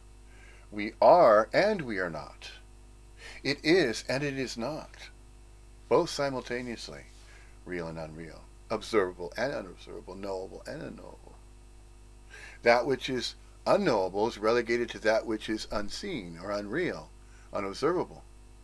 That which is knowable is temporarily knowable, as it apparently appears, for an indeterminate duration in space and time, which is temporary. It's not permanent. It's impermanence. That's what impermanence is referring to. Impermanence is referring to that which is temporary. And it's temporary in space and time as temporally. See? The seeing of that. Seeing. Don't just see and then say, okay, I know it now. I saw it. That's it. So I'll just remain. I'll just remain in that knowing. Because I already know it now, so I don't have to entertain it anymore. That's not what we're referring to here. What is being referred to, and we can't say, well, we are referring something that's exclusive because we know it and we're aware of it. No, not in that sense. In the sense of that which is knowable, yeah, it's a knowing, it's the activity of knowing, but it's not a knowable that's suddenly known and then we leave it there and now it's known, and so it's always permanently going to be that which is a knowable known. No, a knowable known does not remain in some fixed position somewhere and then we store it, such as a library, we put it on a shelf. Well, we're going to take this thought and this thought form and this idea and we're going to place it in the mental shelf as a knowable. So we're going to categorize that as a knowable. If there's something that's unknowable, well, we can't categorize, we can't place it on that shelf because it's unknowable. So if it's not known, it's not knowable, then I cannot know it. And if I cannot know it, then it doesn't matter. Well, that which is knowable doesn't have to matter, and it doesn't have to be an exclusive knowable that's known, and then it's taken into memory. So I already know it now. Now that I know it, I can store it for memory, because then in the future, I can come across that memory of that which is stored in my memory to know about it, see? It's not fixed that way. There is no permanence. It's fixed in such a way where, okay, I can revisit from the past. There is no separate past. There is no separate future. There's only the nowness of nowness. The nowness of now that's nownessing. Mm. The nowness of nownessing. Ah. The self-conjured self does not understand that one. It cannot comprehend it. Because it might still be in the act of collapsing. So if it's in the act of collapsing, it will continue to try to entertain that and say, oh, so that particular Neo-Advaitin is referring to that which is always collapsing. Therefore, I am not a separate somebody or a separate energy field that is constantly collapsing. No, there is just collapsing. See? It's just as there is seeing, and there's feeling, and there's tasting, and there's touching, the five gates, and there's hearing. See? That's why there is no separate collapse. Once it is recognized that the self-conjured self is no longer conjuring individuality, is no longer conjuring self-identification with itself, once that is apparent,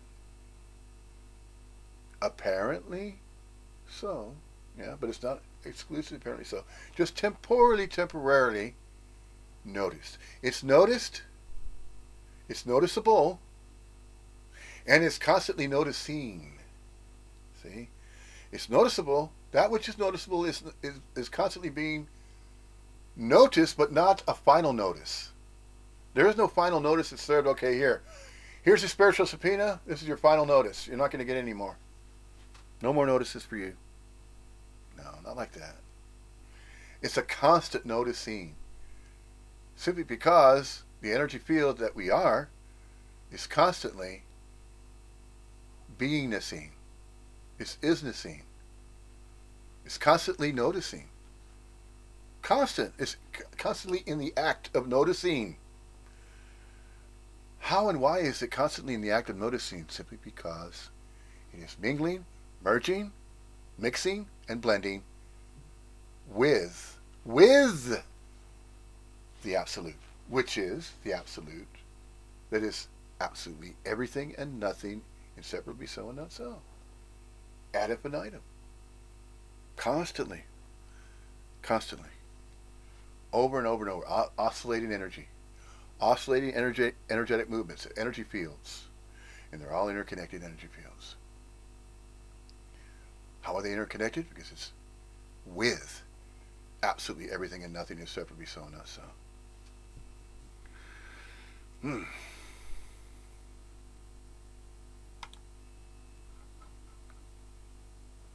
As a second ago doesn't exist and a second in the future doesn't exist, there is no measure of time, no matter how small, in the past and in the future, but we could say it exists. This is like a knife edge. One of the things that's kind of quite often reported, even if there's just a glimpse of what we're talking about here, you know, the collapse of the self, the noticing of non-duality, one of the things that's quite often reported for a while is how fragile everything seems.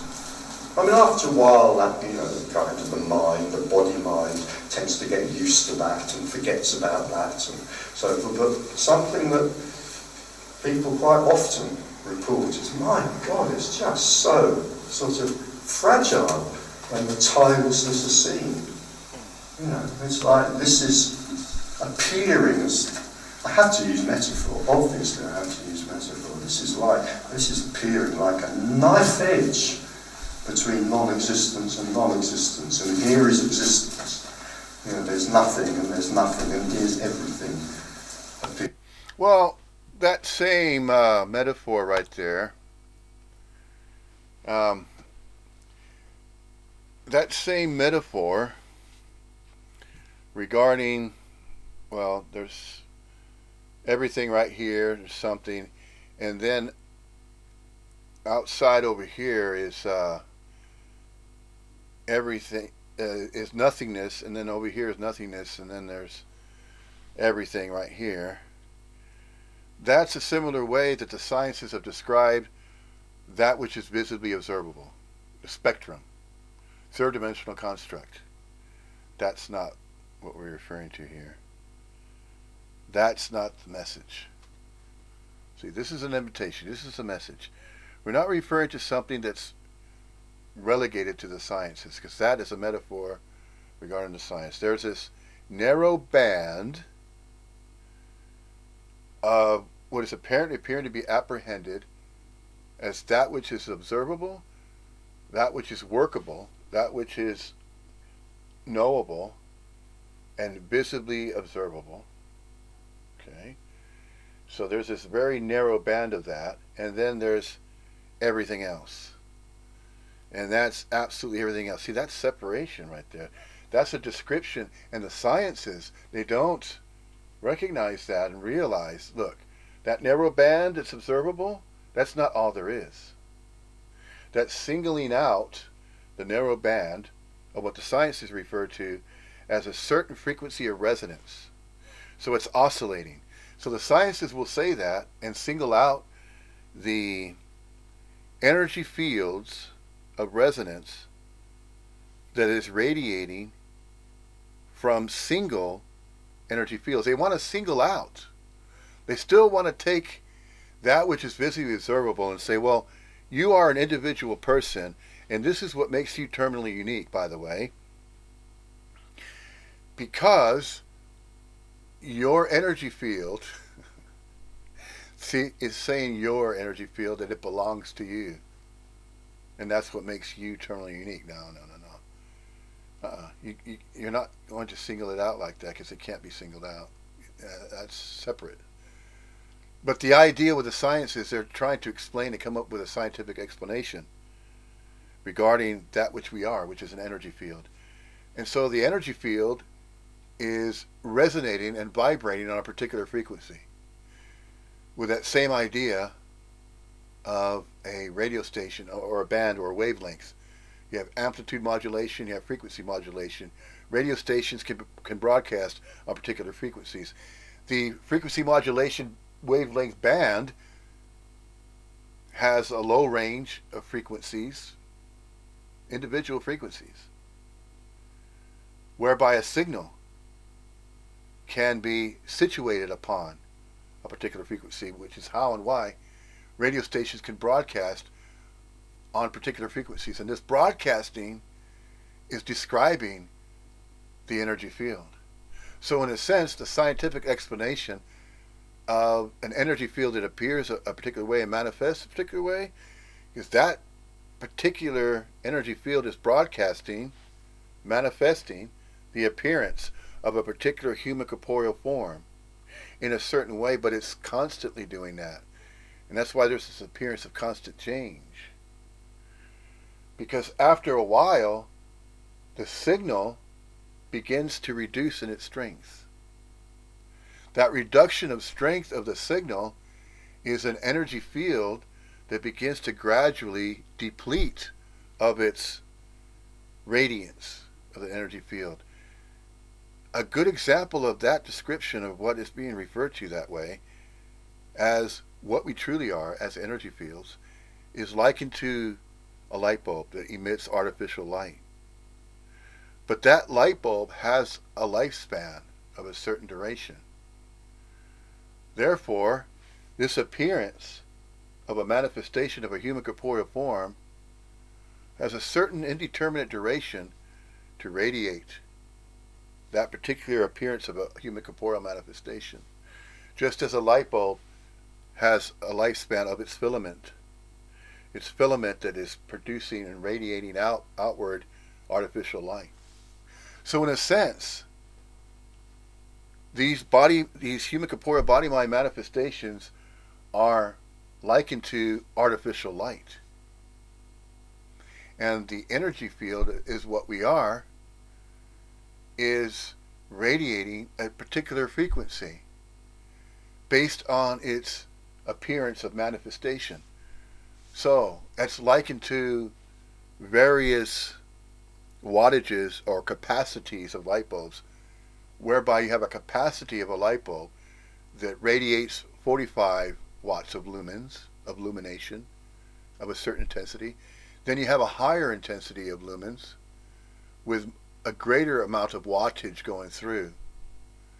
Therefore, the energy fields, that is what we are, radiates a manifestation in space and time, what we refer to in space and time, for an indeterminate duration, because the lifespan of the artificial light of a light bulb is indeterminate. We're not really quite certain the probability distributions regarding that, and that is referring to speech by an astrophysicist. An astrophysicist would explain it in this way, that, and then use that as a metaphor.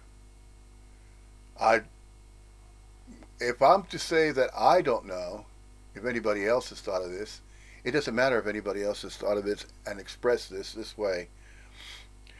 But the manner by which this is being explained was prompted, seemingly prompted, by hearing this explanation from 2x4 from and about and around. 2x4 from, about, and around this particular Neo-Advaitin non-duality speaker with the birth name and birthright of Richard Sylvester. And so, this metaphor that he's using, and regardless if he believes that it matters or it doesn't matter, none of these metaphors really matter. They don't. But to speak of an idea or a concept or a metaphor is an attempt, feeble as it may be, any attempt for a human corporeal manifestation to attempt to describe that which is the absolute, everything and nothing, inseparably so and not so. This is why all of these metaphors are conjured. And yes, the conjuring still continues, just as the collapse continues. The collapse doesn't stop and end anywhere. It's constant collapsing. Okay? So now, the apparent appearance of a human corporeal manifestation, although it's now it's collapsing, now it's tapping into the upload, the upload of the absolute, if you will. You could call it that. Who could call it that? Well, anybody could call it that. Yeah, but let's not turn this into some kind of method or some special spiritual teaching or anything like that. Let's just simply express, and this is just simply an expression. This isn't the way that it truly is, or this is not the way that it truly not is.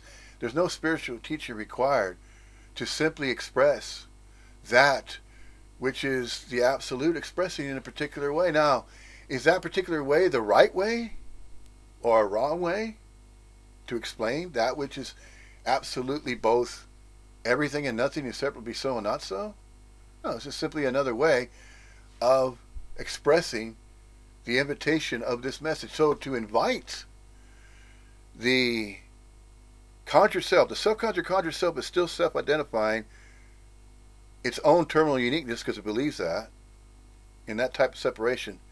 No, once it begins to collapse, okay, so it's going to be a continuous appearance of a collapsing.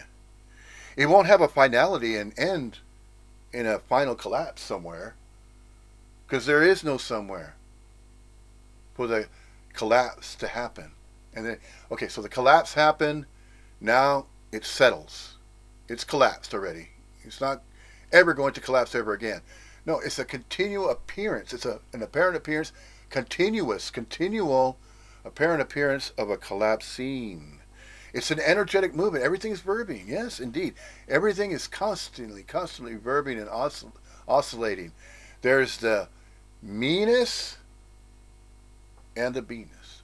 The beingness, but not pointing to any particular body-mind appearance, but it's energetic movements, and these appearances are being used to describe and take those descriptions and try and attempt to apply them and express them in a particular way, but not in a way to say, okay, this is the spiritual teaching, this is the method. I am going to show you how you can collapse that artificial me, the artificial I that was conjured, the self-conjured conjured self. I'm going to show you a way to do that. No, that's not what this particular human corporeal body-mind complex appearance is. Temporally temporary, and this is not some particular Neo-Advaitin speaker or Neo-Advaitin teacher. No, this is just an invitation to entertain this particular, call it a point of view. A point of view. Now, is it a permanent point of view? No, it's just one of innumerable points of views. Yeah, you could call it that. Now, these innumerable points of views are thought to be appearing separately, but it only apparently appears to be a separate appearance of that which is referred to as a point of view. Remember, always, always, which includes absolutely all innumerable points of views. This is why, just because earlier this particular Neo-Advaitin is saying, well, don't do that, the birthday and birthright Lisa cares, don't do that, don't take non-duality, turn it into philosophy. So what? Does it matter? No, of course not. It's just another one of innumerable ways to express. Because it's still an expression, a part of absolutely everything anyway. It's still, that birth name and birthright, that human corporeal appearance of that female form, the birth name and birthright of Lisa Cairns. It's just non-duality philosophy. So, was it conjured? So what? Even if it was conjured. Does it matter? No. It's just another form of expression, isn't it? One of innumerable forms of expression. So, it's the same to refer to with Jim Newman. Jim Newman's not right or wrong, and there's no particular responsibility to hold a satsang, but then again, it could be construed as they're required to be a particular way to hold a satsang. No. It's just going to be witnessed as though here's another way to invite. Yeah? You have the birth name and birthright of the Neo-Advaitin Paul Hederman, the birth name and birthright of Paul Hederman that refers to. This is just an invitation. There are no skillful means, no methods, no spiritual teachings, no prostrations, no praying involved, no meditative practices, no lotus stances, no mantras that need to be repeated over and over again, no caves that have to be dwelled in for a certain amount of time in Tibet and the Himalayas for 7 years. None of those things. No spiritual teachings, no particular spiritual teachings, no particular meditative practices, no particulars, no exclusivities, because that is separation, obviously. Nothing's singled out. Nothing is separate. No, nothing is singled out and nothing is separate.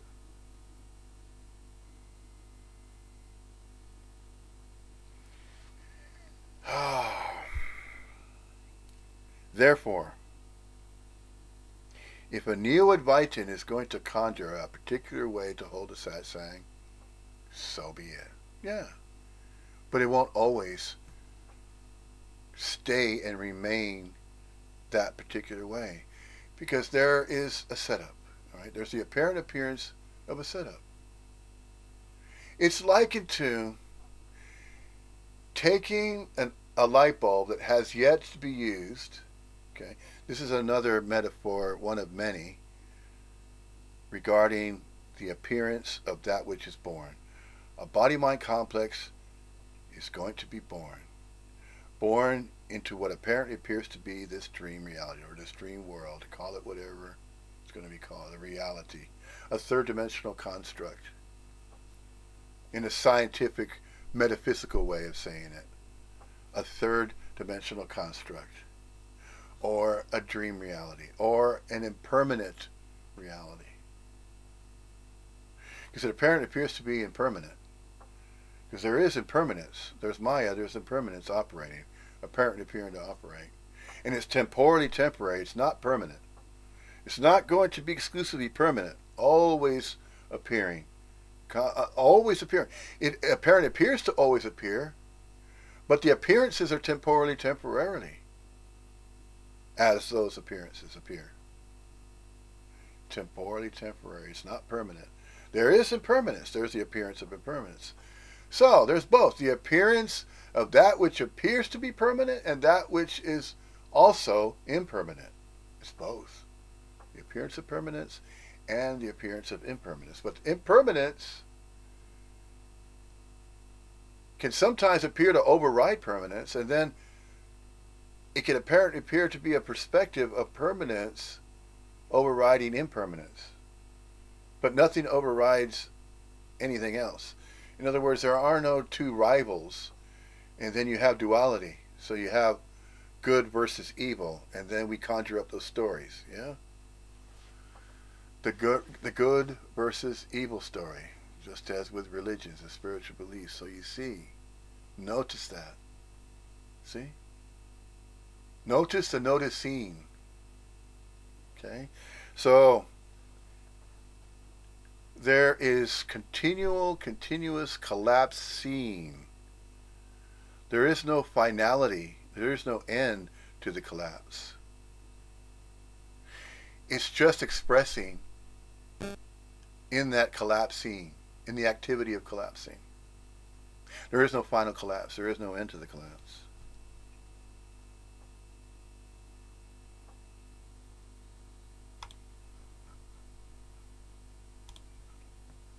Stan, please don't try to take this too literally. I'm just kind of trying to describe the impossible to describe. But that is something that, that people say, and it's something you sometimes come across in traditions, and sometimes, some traditions are kind of clearer about this than others. The Zen tradition can sometimes be very clear about this. See,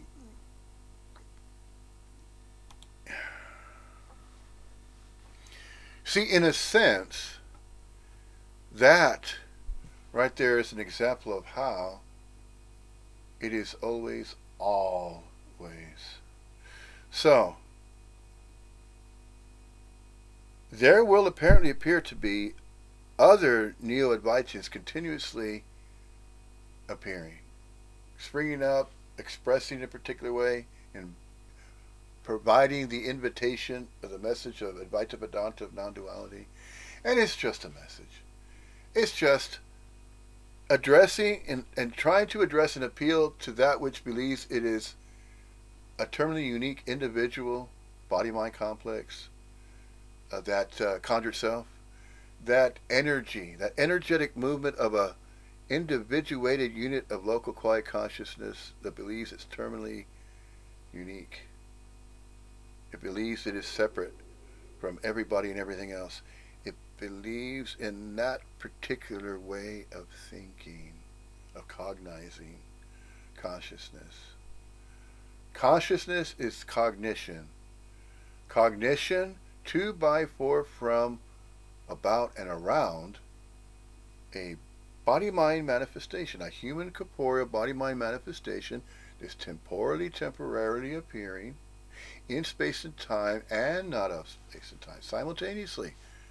It's appearing, manifesting, oscillating on a particular frequency of resonance, broadcasting as a radio station does on a particular frequency, 99.5 on the FM wavelength band, frequency modulation. Well, just a metaphor. Just a metaphor. That the dream reality is likened to, just as, is it right or wrong, just as a theory of everything that's a representation regarding the universe, as though it's a finite universe and there's a larger conscious system. Similarly, as a computer is running a computer program, and the holographic universe idea with Michael Talbot. See, all of these are just different messages, or different explanations, or different ways. They're one of innumerable ways of using a metaphor or as a reference or metaphor, and as an invitation regarding the message. And it all seems to go back anyway and refer to and returns to Advaita Vedanta anyway. The non-dual nature of the absolute, non-dual nature of the absolute. And that's one way of saying it, but the absolute cannot be pinned down, and there cannot be some final explanation or some final truth. There is no final truth to anything. There is no final exclusive teaching or spiritual teaching or method or skillful means to be. There is no particular way that anybody has to appear to be. No, there is no necessity. There's no reason, meaning, and purpose for any particular human corporeal manifestation to appear in a particular way. And all the conjurings that are conjured via 2 by 4 from, about, and around a self-conjured self. None of it's necessary. It's just simply part of absolutely everything and nothing that's separately so, not so, as infinitesimal complexification. It's going to appear in one of innumerable ways. In one of innumerable ways. Always, all ways. Because the absolute is always all ways. Infinitesimal complexification.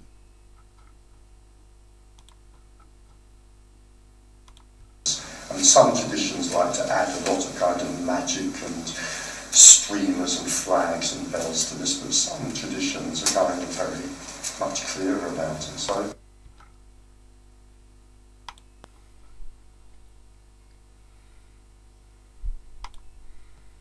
in some of the traditions like in Zen is sometimes what seem like very puzzling sayings, sometimes about just how evanescent, how fragile this is. And they're puzzling sayings for the mind.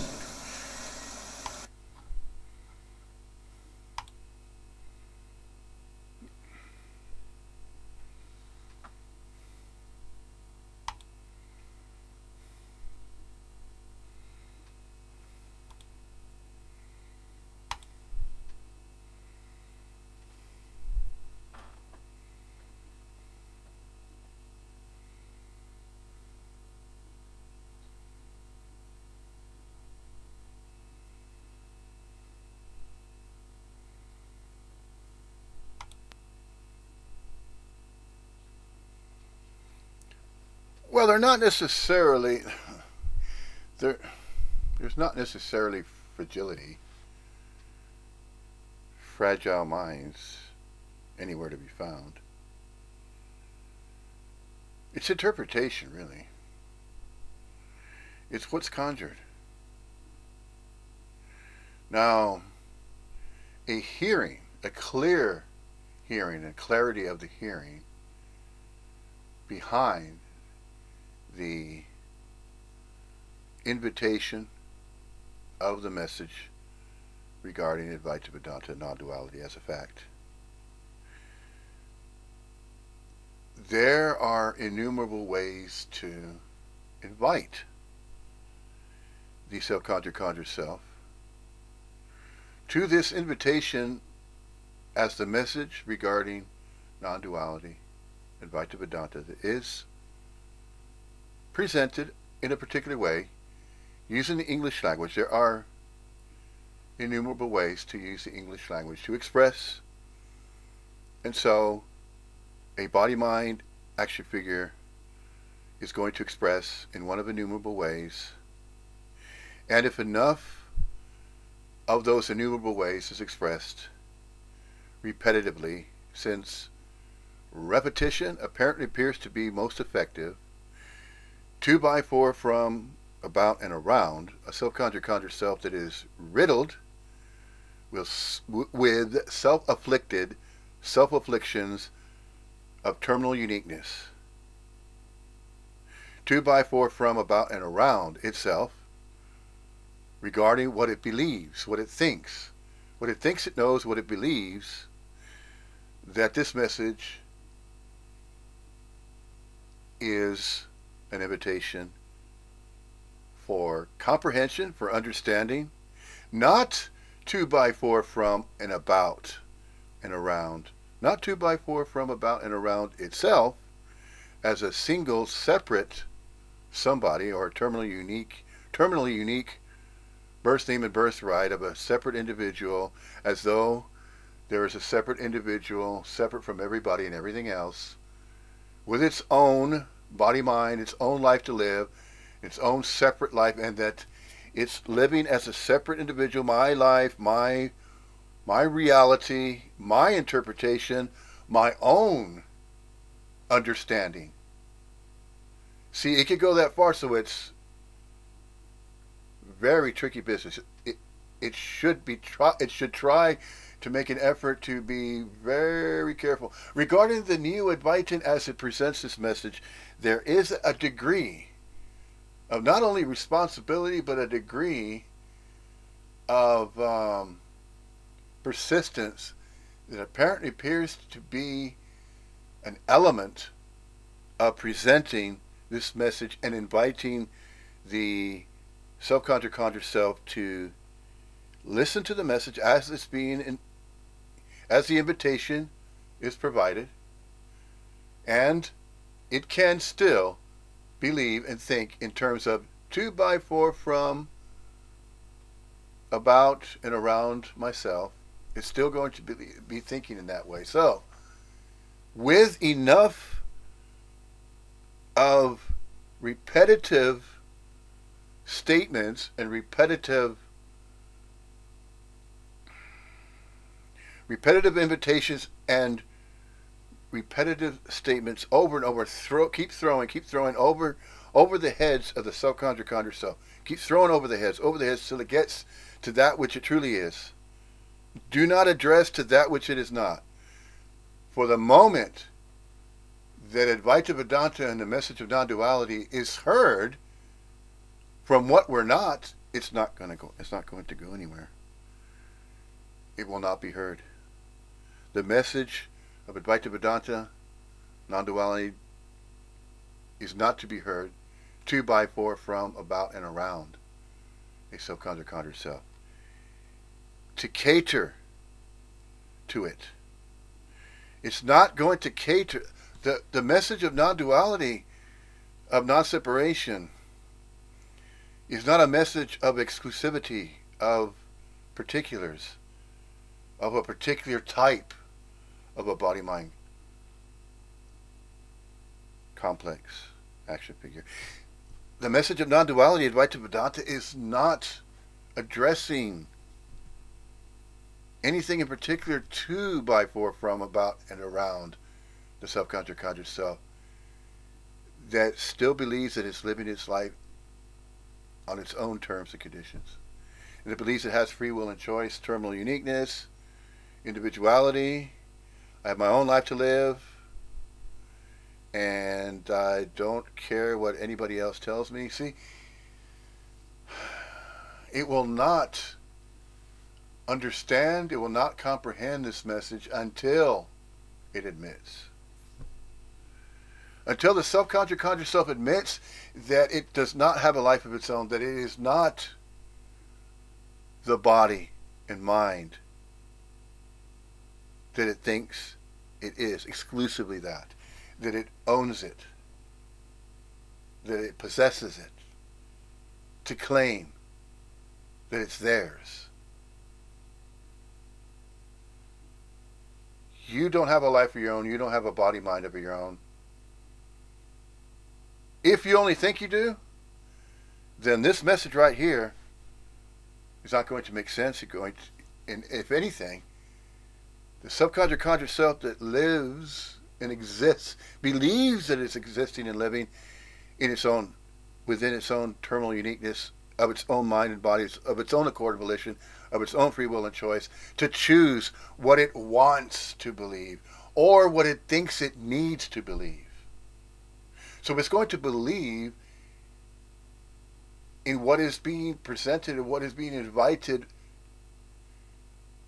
It's going to approach any message regarding non-duality Advaita Vedanta from any ashram, from any spiritual teacher, from any guru, from any non-duality speaker, from any Neo-Advaitin. Any Neo-Advaitin. It needs to hear what it thinks it needs to hear, or what it thinks it needs to know about non-duality. And if it thinks it's going to get something out of it, because it's still in that seeking mode, or it still feels unfulfilled, or it still believes that it needs to know more, or that it doesn't know enough, or that it's not appealing to, by, for, from, and about, and around itself. If it's not appealing, if it doesn't make sense, if it doesn't have any meaning, reason, purpose, if it's not about, to, by, for, from, about, and around itself, in its own eternal uniqueness, then it's going to get something out of it. It's going to get some type of meaning, reason, purpose, so that it can take the message of non-duality that's being presented to it in any satsang, any ashra, any setting that it believes is a setting, so they can use it to then claim and say, you know what, now I know that. Now I know the message that's being told to me. Now I know what they mean by collapse. Now I can take that collapse and I can own it. I could say that I did it. I caused my own collapse of that separate me, that separate I, that idea that I'm separate from everybody and everything else. I'm going to claim that I did it. I heard about it. See, the subconscious conscious self is going to think in terms of that way, that it thought about itself in that particular way, that, okay, I was told by a particular Neo-Advaitin, I was told to, by, for, from, and about, and around myself. I was told to, by, for, from, about, and around myself, that this is how the collapse can happen, and it could happen. Okay, so I'm going to claim the collapse happened to me because that's how it happened to that particular Neo-Advaitin over there. Said that they're referring to a collapse, and the way that they explained it sounds like it was some type of method or some type of maneuver, some type of action that was taken, something else that was known that wasn't known before to them, and now they imparted that to me now. Okay, so now the me, see, still on the I and the you and the me and the permanence and the separate places that I can go to and I can be. See, it's still isolating and thinking in terms of terminal uniqueness. Still thinking in terms. See, cognizing, thinking, and believing. It's in those beliefs of there's nothing right or wrong regarding cognizing or cognition or thinking about a thought or a thought pattern, a thought form, a transmission, an interchange, an interplay between one body-mind complex appearance, action figure, and another body-mind complex action figure that's just appearing. They're just appearances. There are no separate appearances. It only apparently appears to be separate. To, by, for, from, about, and around. That self-conscious conscious still thinks in terms of terminal uniqueness and is still believing in its own terminal uniqueness and separation. That it still believes that it has its own body, its own mind, its own thoughts to entertain, all original, to, by, for, from, about, and around itself. And it hears the message and it takes the message and it says, okay, I've been listening to all these different Neo-Advaitins and all these different YouTube channels, and I look through all these different Facebook pages, and I'm trying to pick out one that seems to make sense to me. Okay, I found one, and it seems to be sort of making sense to me. See, to me, to that me that's still self-identifying with itself, and thinking that, well, I'm eventually going to figure it out. I'll eventually know. I just need to listen to a little bit more, maybe. I need to go to some more spiritual retreats. I need to attend some more satsangs. I don't think I've attended enough of them, because I still haven't heard what I think I need to hear.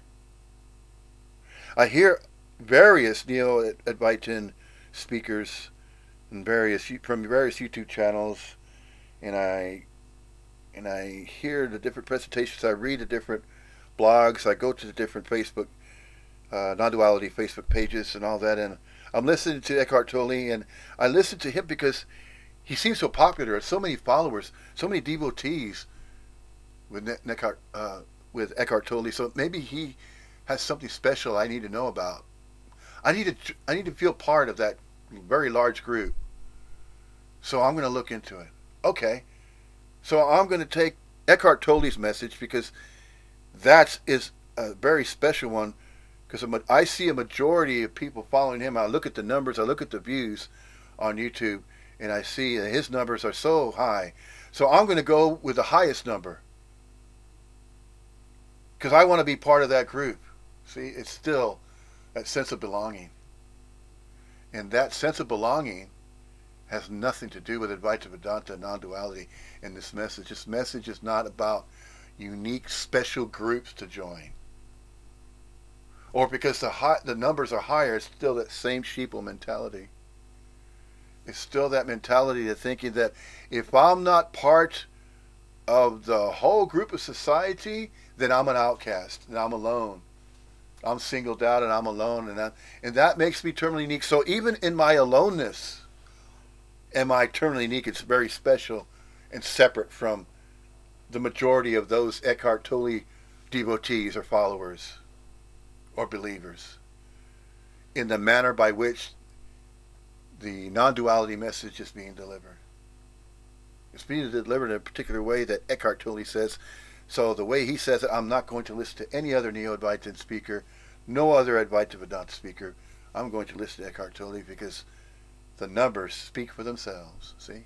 They want to see some type of tangible evidence that way. And then they're going to believe that because the numbers are highest where a majority of people that are looking into the Advaita Vedanta message. Oh, it's a teaching. Oh, man, especially with, self-conjured selves love teachings. They love spiritual teachings because they believe that there's some kind of method, some very special spiritual teaching put together, and then whatever meditative practice they're following, I should follow the Eckhart Tolle's way, or Muji. Love sprinkles. Come here, get a hug, kiss my feet, though. You know, all of these different conditions. Those are all conditions, obviously. But you see, the Absolute is unconditional. It's unconditional. Nothing to offer. It doesn't have to offer anything.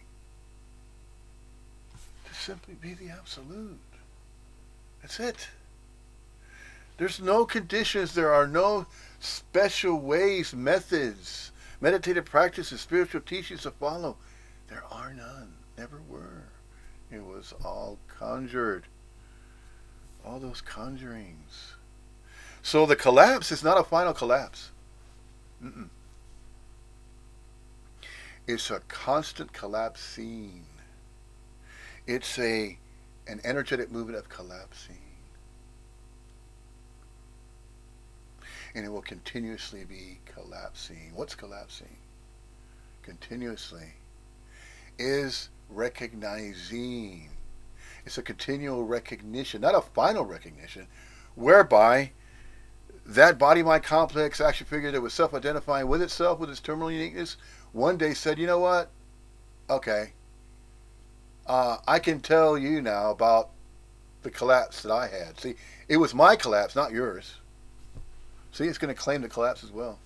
It's going to claim the collapse, and it's going to say, I collapsed. I made it. I caused the collapse to happen. 2x4 from, about, and around myself. Now I realize that I'm a non-self. I'm not that body-mind action figure that had that story and all those actions that were claimed and all the life experiences that were thought to be personal. That wasn't me because I said it wasn't me. I'm saying it wasn't me. So I'm still claiming. I'm still me. Yeah, I'm still me. Even though that me that was self-identifying with itself, no, I'm not that self anymore. I'm just me. I am. I still am that I am. Still.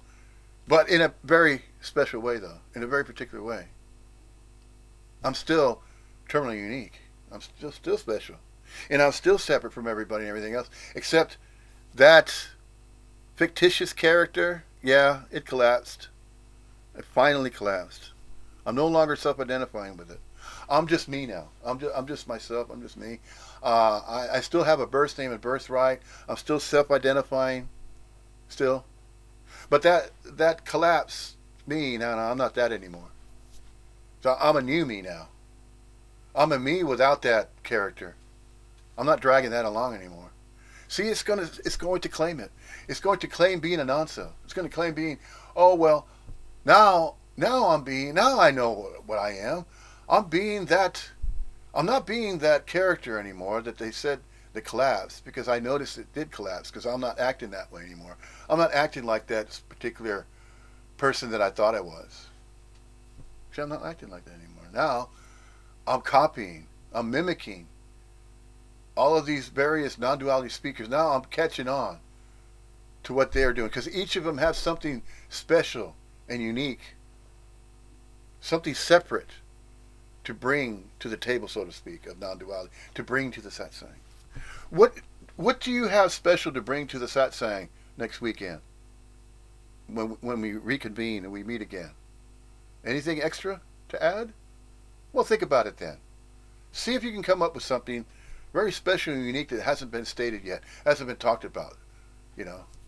And then we'll talk about that, okay? So that will be what I will be asking of you. See, there it is again. There's the guru devotee interplay exchange that's thought to be the traditional way to follow. See? And then it's a whole different, brand new way of separation, a whole brand new way of terminal uniqueness. And then groups are going to gravitate that way to the Eckhart Tolle camp, to the Muji camp, to the Tony Parsons camp, to the Jim Newman camp. See, all these different separate camps. This is where we part ways, my friend. See? Terminal uniqueness right there. Because that particular body, mind, action figure that's sharing the message, that's not an imitation. That's conditional. That's conditional because he's saying, this is where we part ways, my friend. Right there. That's exclusivity. That's a non-duality neo-Advaitin, non-duality speaker that's saying that as though that's special. We're parting way, my friends, but you know what? My friend, you were my friend, but you're not really my friend in that sense anymore. We're going to have to part ways. See, that's describing separation right there. So, that's a fucking oxymoron, obviously. That's a non-dual oxymoron. So if we're going to refer to the birth name and birthright Lisa Karen's non-dual philosophy, non-dual philosophy, yeah, non-duality philosophical, that's a philosophy right there. A non-dual philosophy is whereby you have a neo-Advaitin, a birth name birthright Jim Newman, saying, this is where we part ways, my friend. Sorry. You're going to just continue on with your self-identification with yourself. You don't understand what we're referring to here. That's not my problem. That's your problem. See? We're parting ways now. So those that are listening to everything that Jim Newman has to say, the birthday and birthright of Jim Newman, and he has his devotees follow, he has his Facebook page. All right, we're all going to follow Jim Newman. And we're going to part ways with those that are not following Jim Newman over here, because he's the guru. He's a non-duality neo-Advaitin. He's a neo-Advaitin to follow. Just like Eckhart Tolle. So each non-duality speaker, each neo-Advaitin has their little devotees and little groupies and people that agree. And then if somebody else is not expressing, some other neo-Advaitin is not expressing the same way that Jim Newman or the birthday and birthright Jim Newman, Eckhart Tolle, birthday and birthright of any other neo-Advaitin. See, exclusivity, singling out, grouping, groups. Oh yeah, there's separation right there happening. That's not the message. That's not the invitation of non-duality. It's not a philosophy. No, it's just a fact. But it's not meant to be taken as though there's skillful means behind it. There's nothing to offer. There is nothing to offer. No. There is no meaning, reason, or purpose. So you can't say that, can you? A neo-Advaitin cannot say, oh, well, I'm sorry, this is where we part way, my friend. No, bullshit. Right there, if that sounds like an egotistical statement, it sure as hell is. That is an egotistical statement. That is a conjured self that's riddled with terminal uniqueness. To say a statement like that. Oh, and then another non-duality speaker or neo-Advaitins could turn around and judge them and say, and point to them and say,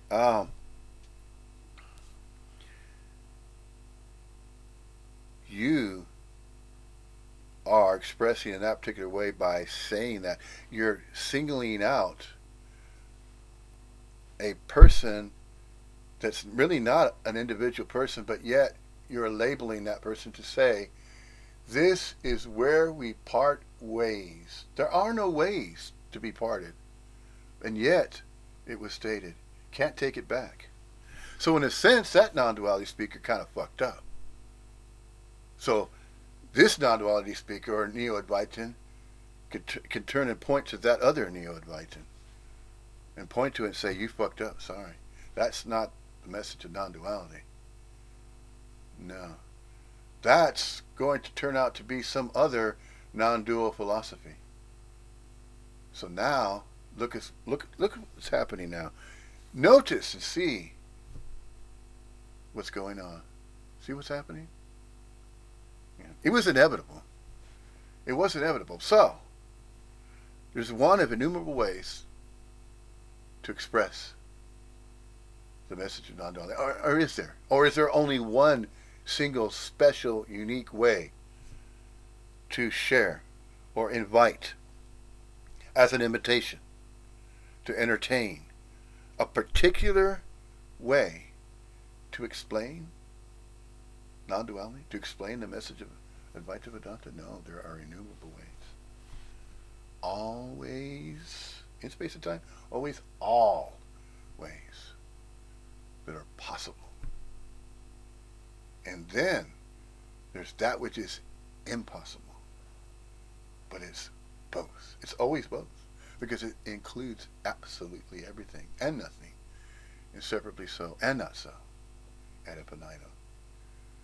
So anything that can be conjured, anything that we can thought about, it's that and more than that and beyond that. So no matter what is stated, it doesn't really matter. See, that's the manner by which nothing really matters. See, no meaning, reason, purpose. That's why there is no meaning, reason, and purpose pinned on anything, pinned on any particular methodology, belief system, way of going about doing something, and then a certain degree of a knowledge base, certain type of information, subjectivities and objectivities that need to be put together in some kind of way, and then call it. Give it another title. Give it a different entitlement. Call it something else. So there's the neo-Advaitin, and that's an entitlement. See, self cannot get out of self. It's unavoidable. It's the manner by which that is expressed, though.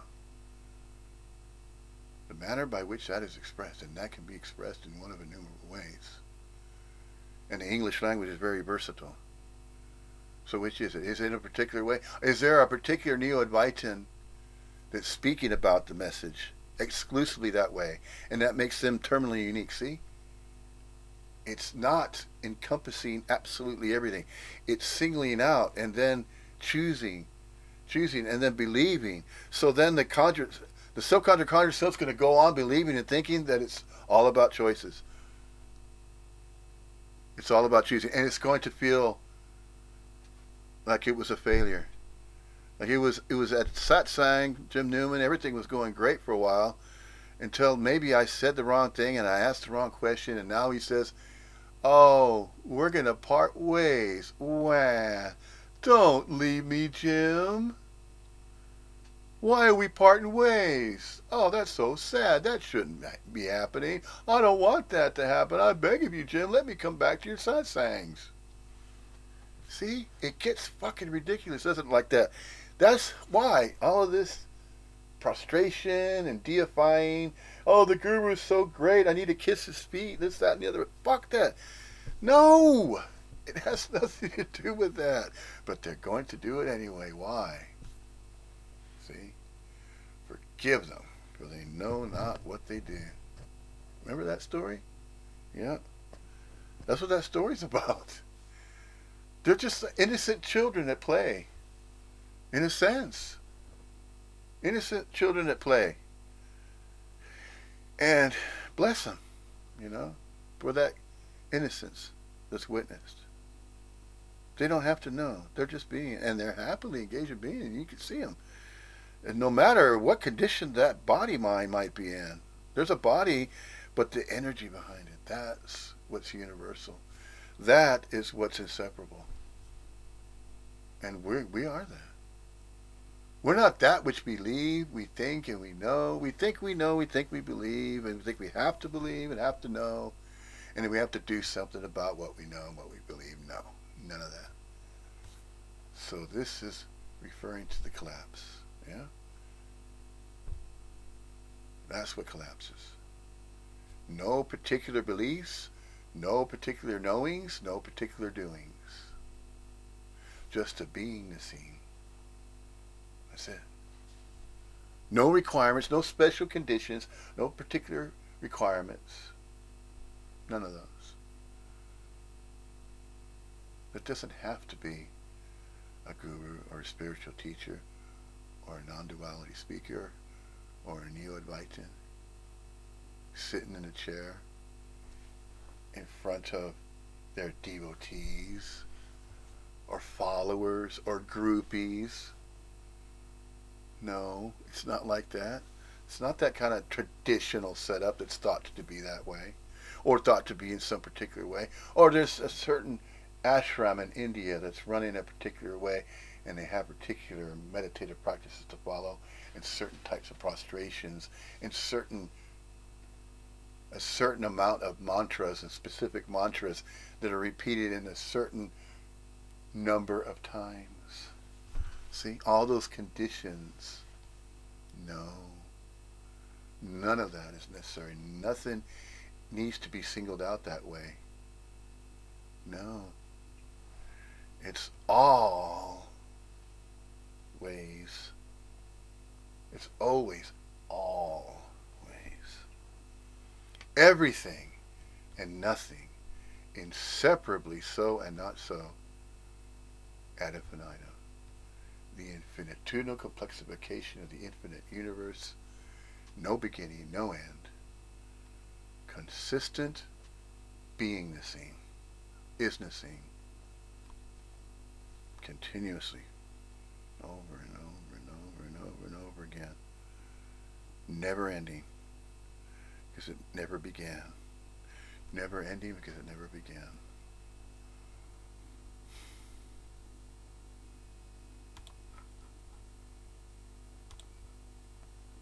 And then when the mind collapses, which is another way of saying when the self collapses, then these very puzzling sayings can suddenly become clear, suddenly become obvious. And yet, the obviousness continues, obviousnessing. And that collapse doesn't just stop and collapse and end. No, there's constant, consistent collapsing. Okay? It wasn't collapse before. It was stagnant. It was conditional. The self-conjured self was conditional in a particular way. Because it was believing that it was separate from everybody and everything else with its own terminal uniqueness, its own point of view. That it believed was the right point of view. And that it believed in all the dualities of right and wrong. Well, they're right over there, but nah, they're wrong over there. Well, they're right about a particular subject. No, they're wrong about the particular subject that's being discussed about over here. See, separate groups, separate teachings, separate beliefs. See, there's that separation. No. It's a unified field. Absolutely everything and nothing is likened to, the absolute is likened to a unified field. So everything, absolutely everything and nothing, separately so, not so, is all interconnected. Merging, blending, mixing, coalescing constantly, persistently. It never ends because it never even started. It's just never ending. Always, always. Always, always. Not just a particular way. And then the collapse, it doesn't happen. 2 by 4 from, about, and around any particular body, mind, action figure appearance. No. Absolutely every single human corporeal appearance, every single one is thought to be a single one. No, it's all interconnected.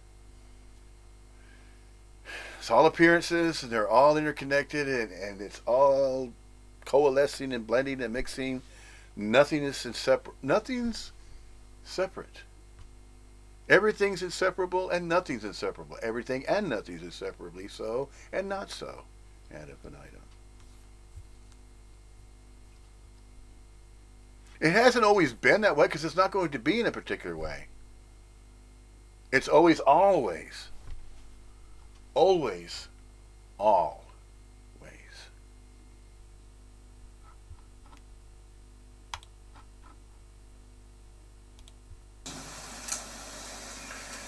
I mean, if like me, you were the kind of seeker that sort of dabbled in a lot of traditions like many of us do, and sort of dabbled in, particularly in what seemed like the more enigmatic traditions like Zen. Then the dabbling.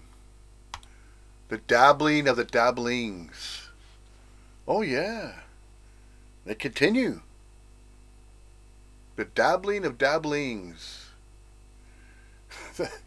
Any body, mind, action figure can make that such statements, those type of statements, to say that, oh well, I'm dabbling right now in non-duality. I'm dabbling with a neo-Advaitin. It's referring to non-duality, Advaita Vedanta. I'm dabbling in a particular way, though. The way that I dabble is a very unique dabbling. The way that I dabble is different from the way you're dabbling. So I'm a particular type of dabbler, and you're another particular type of dabbler. You see, it's not like that either.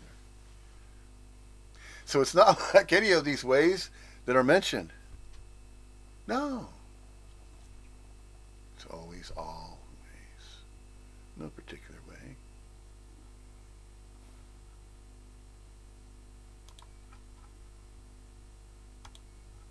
It's like the mind can puzzle endlessly. What the hell do these things mean? You know, it just seems like such riddles. And then if the self collapses, well, as I'm talking about things that commonly but not always happen, I'll just mention another one. You know, another thing that quite often happens when the self collapses is there can be a lot of laughter. Sometimes hysterical laughter, sometimes maybe just a wry smile. And that can be about all sorts of different things as well.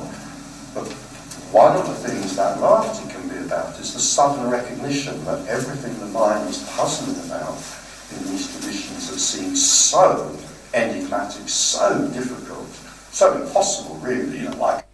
It doesn't matter. Nothing's possible or nothing's impossible. Neither.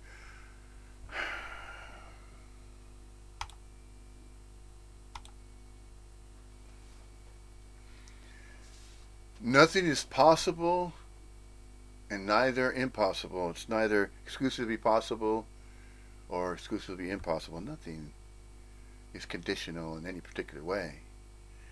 In the collapse, it's not a finality. It's not a final collapse of anything. There isn't anything that collapsed. There isn't no final collapse of anything. Oh, sure, there's the conjuring. The conjure self that it's continuously conjuring. Oh, yeah. That's a continuous conjuring. So what is the self-conjure self-conjuring these days? Are there separate conjurers? Are there separate conjurers? No, it apparently appears to be that way.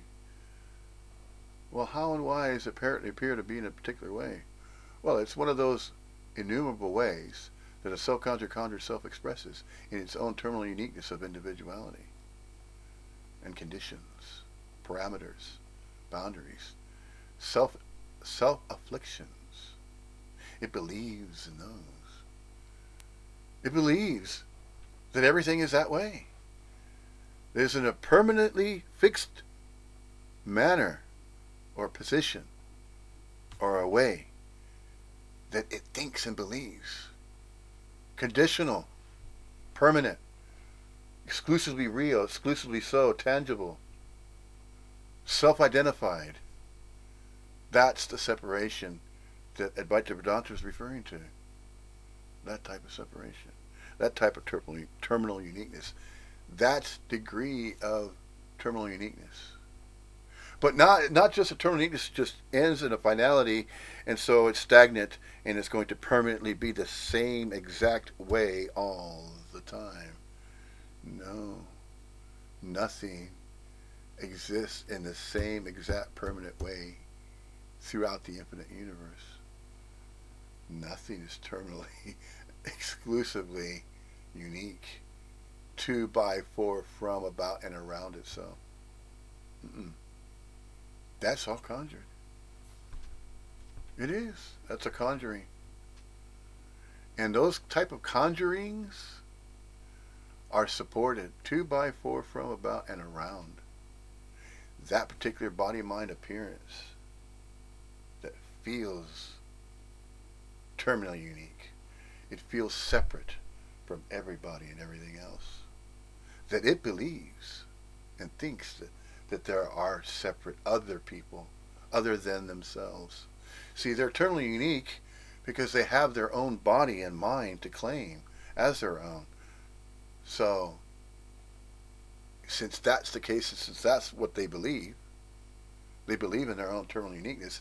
So whatever they think, whatever thought form or thought pattern or whatever idea or concept they entertain, they believe that that's their own original idea, concept, thought form, or thought pattern they came up with.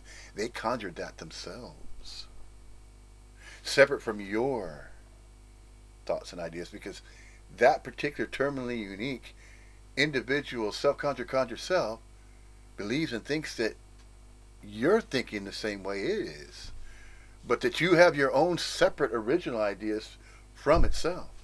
So it's to, by, for, from, about, and around myself, and it's to, by, for, from, about, and around yourself, because you have your own body-mind complex to call yourself. Yourself. Your own self that you possess separately from myself, from my body, see? And then there's the world out there, there's a third party. Oh yeah. First party, second party, third party. It's one big party? No. There are different parties, separate parties going on. Am I invited to that party? Well, I wish I was. See? Then the wishing, and then the wants, and the needs, and then see? And then it continues on in that way. Conditions need to set up. The environment has to be a particular way. Oh, it's too cold. Or it's too hot. It's like Goldilocks. So in a sense, the self-conjured self is like a bunch of Goldilocks going around each day, and it's never just right. It's never enough. It's never enough of anything. And they're just a constant whinger, constant complainer. Never ever satisfied of absolutely anything that they believe that needs to be satisfying. They believe that their life needs to be satisfying. Well, you know what? I'm not satisfied with my life enough because I need to go out and get something. I need to get something out of life. So if I'm not getting anything out of life, then I'm not that terminally unique person that I think I am. I think I'm very, self-centeredness. All in that way of thinking. Me, mine, my own. Possess, claim. To have and to hold. And then hold on to that. Because it's very special. See? The self-conjured self lives in that. Not only its own philosophy it is conjured and believes, it has its own unique way that it believes it is being. It believes it is being in a very unique way, unlike anybody else. Unlike all of these other body-mind people that I see. I call them people because they're separate from me. I'm a very special person. You're a very special person. You have your own life to live. You have your own body and mind to possess. You know this is true because you have a birth certificate, and that is your certificate of authenticity, and that is what's agreed upon. See, in society, a majority of subconscious conscious souls believe that. And then they believe in agreement that there is a society that exists that way. And if you're not part of it, then you're banished and you're outside you're off the grid. You're not with it. You're not with our society that really matters. See? Separation, terminal uniqueness. That's not the way the absolute is and is not. It's not like that.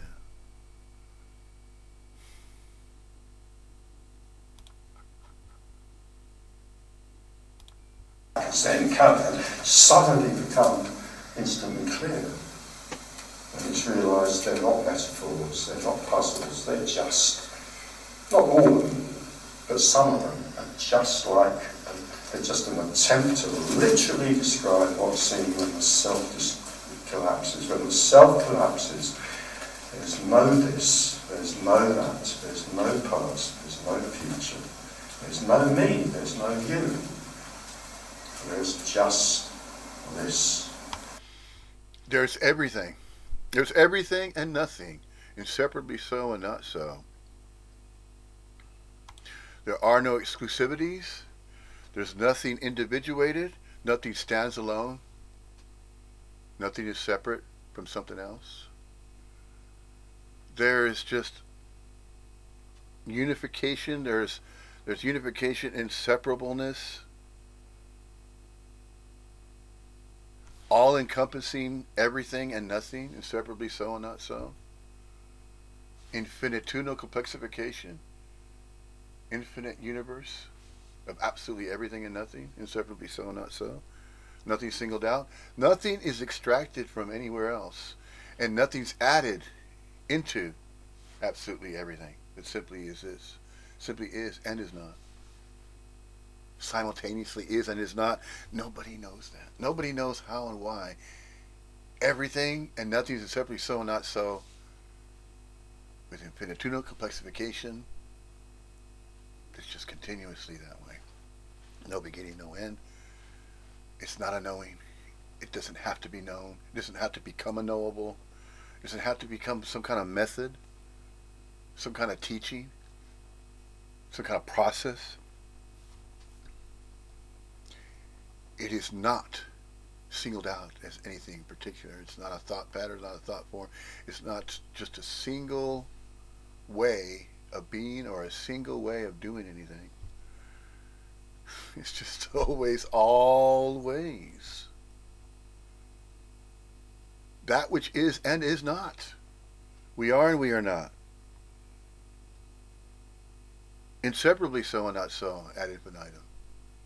Everything and nothing is inseparably so and not so, ad infinitum. And nobody has to get used to that because there's nobody around to get used to anything. There's nothing to get used to. There isn't. There isn't anything to get used to. See? So give it up. And it does. And that's what the collapse is about. But it's not about a final collapse. No. It's a never-ending collapsing. It's the activity of collapsing. And it doesn't end anywhere. It doesn't stop anywhere particular. No. There's nowhere for a collapse to end and fall. There's no foundation. There's no floor. There's no floor or foundation for the collapse to stop and go, okay, now it stopped. Collapse ended right there in some particular place, some particular area in space and time. No. Mm-mm. There is no final collapse of anything. There isn't. And yet, that which is conjured will continue to be conjured, as though it's being conjured by a separate entity, by a separate terminally unique entity that's separate from everybody and everything else. It thinks in terms of terminal uniqueness. Sure it does. It thinks in terms of isolation and originality, specialness. Yeah. But once there's the collapsing, then it's as though it's a current. And what is that current? The absolute. The absolute is the current of absolutely everything and nothing, separately so and not so. It's just as the description of a river rivering. It's life, lifing. Life is isnessing absolutely everything. The absolutenessing of absolutely everything and nothing is separately so and not so.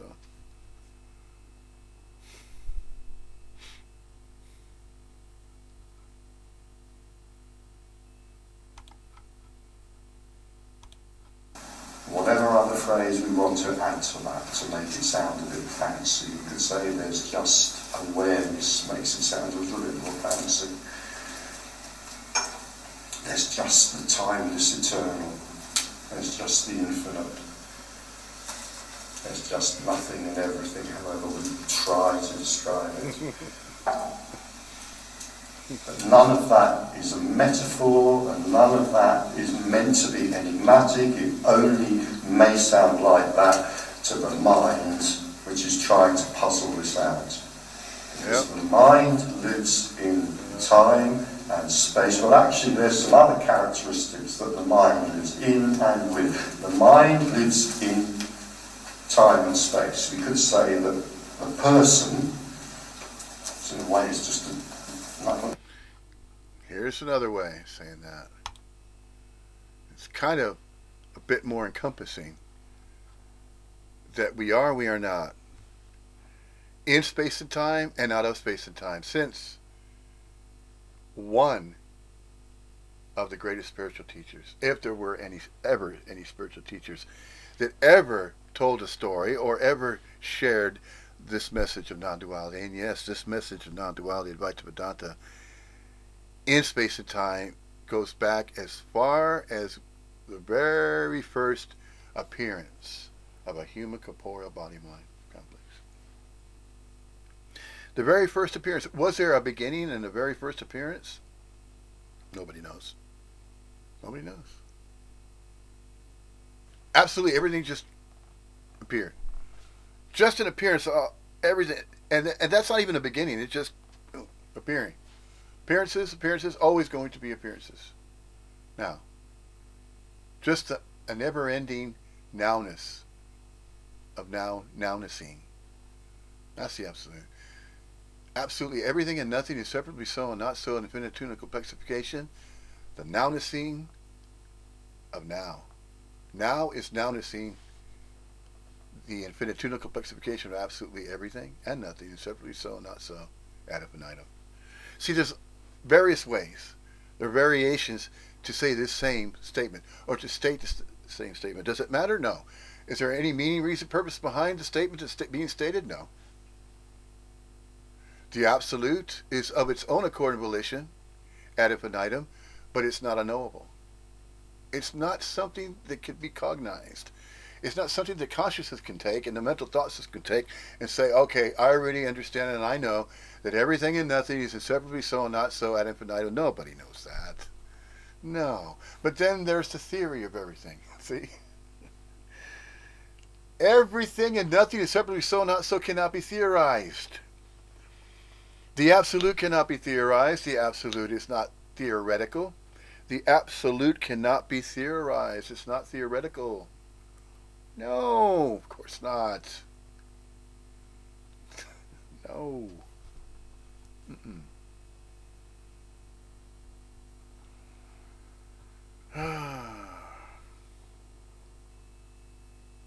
There's no end to it.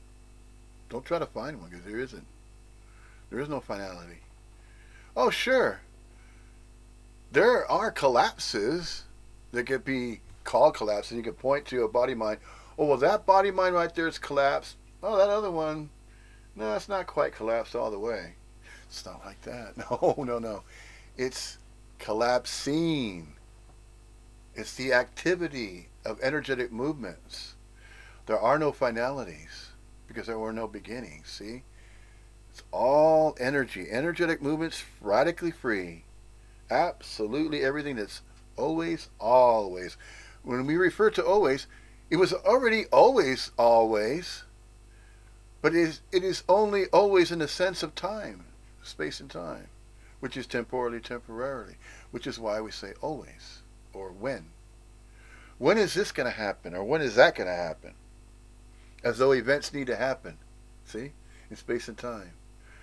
When is a certain type of events? We can plan for them because there's a future to look forward to, yeah? And I know there's a future because I lived the past. And I know I'm here and now because I lived in the past and I'm living now and I will also be living in the future now. It's the absolute in the nowness of now that can apparently appear as a past and can apparently appear as a future. It's all interconnected. There is no single past and there is no single future. There is no single future to look forward to, a certain version. There isn't a particular version of the past, and there is no particular singled out version of the future. Because it's all still part of the nowness of now. And the nowness of now is the apparent appearance of absolutely everything that arises as the absolute. It's both real and unreal. Observable and observable, knowable and unknowable, ad infinitum. It's everything and nothing, inseparably so and not so, ad infinitum. There's all kinds of ways to say that, and there are innumerable ways to say that. Who's saying it? Nobody's saying it. It's just a saying. In the English language, it's a language. And it's always going to say that. Say what? Well, it's going to say anything that's seemingly attributed to non-duality speech. Non-dualism, non-duality, Advaita Vedanta, Sanskrit language, Sanskrit and the Sanskrit tongue to say and make a statement, to say it in a particular way. Om Mani Padme Hum, you know.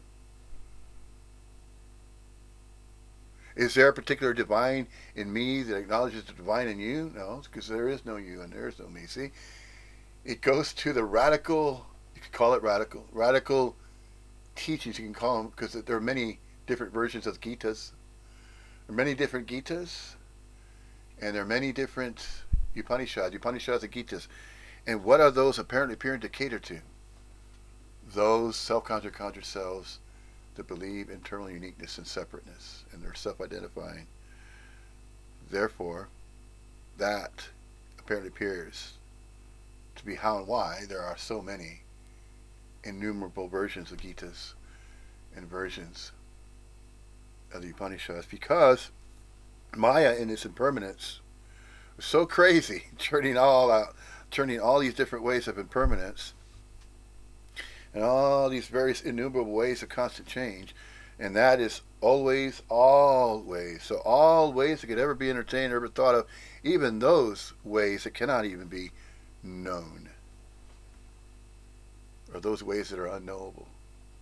It's both. It's both all ways that could be knowable and all ways that cannot be knowable. It's all of it. All of it combined. It's all of it together. It's inseparable. Yeah, everything and nothing is inseparable. It's inseparably so and not so, ad infinitum.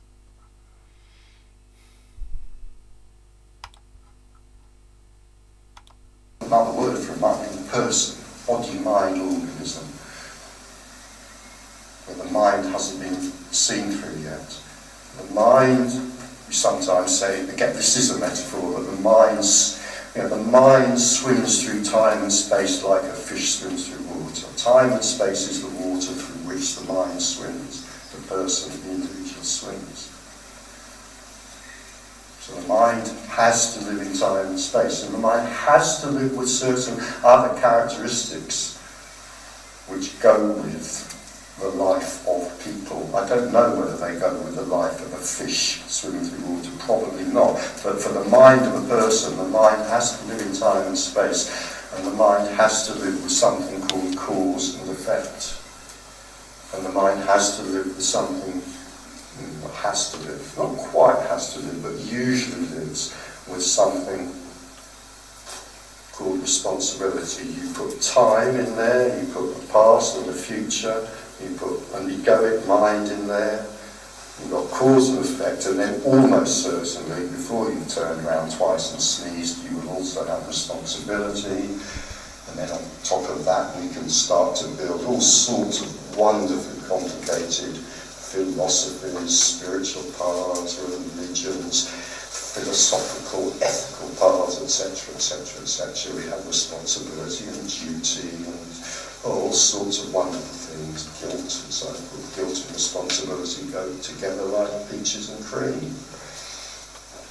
So all of that is kind of virtually inevitable that the mind will live with. Not absolutely all minds. I mean, if you have the mind of a complete psychopath, you will be able to escape living with things like guilt and duty and responsibility. But for most minds, this is the stuff of daily life. Time, space, other people,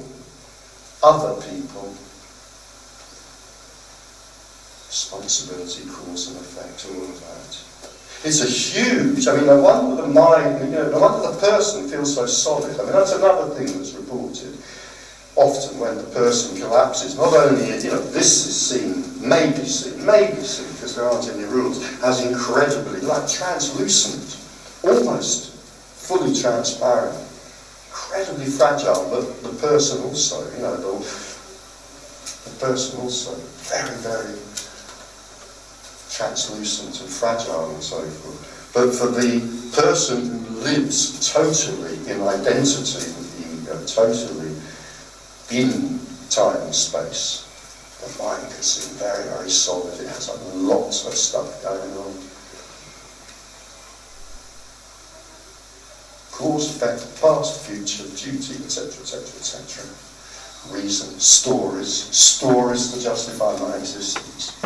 A huge, well, you could say, one of the metaphors that's used by many people, not just by me, is that the ego, the mind, the person, whatever you want to call it, carries an enormous amount of baggage, enormous amount of luggage. I mean, no wonder many of us by the time we're middle-aged are feeling rather tired because we've spent our lives carrying an enormous amount of luggage around us, a suitcase laden with responsibility, a suitcase laden with duty, a suitcase laden with morality. Another one, cause and effect example. No wonder the mind, the person kind of tends to get tired out. It's an awful lot of stuff to work through. And in a way, that's what paths are about. It doesn't really matter whether they're spiritual paths, or psychological paths, or psychotherapeutic paths, or religious paths. Paths of moral improvement. That is what paths are about. They're about kind of working through all that baggage.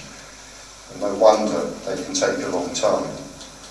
But what we're talking about is the possibility, not of putting the baggage down, but the possibility of suddenly seeing that there is no one carrying that baggage. And then there's nothing to put down and no need to put anything down. I mean, that's why what we're talking about here can be so sudden, so quick, so revelatory, and so annoyingly causeless. To the mind, it's pretty annoying that this is causeless, because the mind tends to put its, unless the mind's really psychotic, it tends to put its trust in cause and effect. The mind does learn that cause and effect pretty much works for most things. It can get pretty annoyed that it doesn't work with this. So causelessly, the mind, the sense of personhood, the sense of separation can just collapse, and then there's no need to put any of that luggage down because there's nobody holding it. And it's almost like paths are about emptying the suitcases. What we're talking about here is the possibility of seeing those suitcases are irrelevant. There's no one carrying them, they're irrelevant. This is just the end of everything. It really is. It's kind of the end of everything. You can see this as the ultimate wonder or the ultimate catastrophe. It doesn't matter which, because it's out of our hands anyway.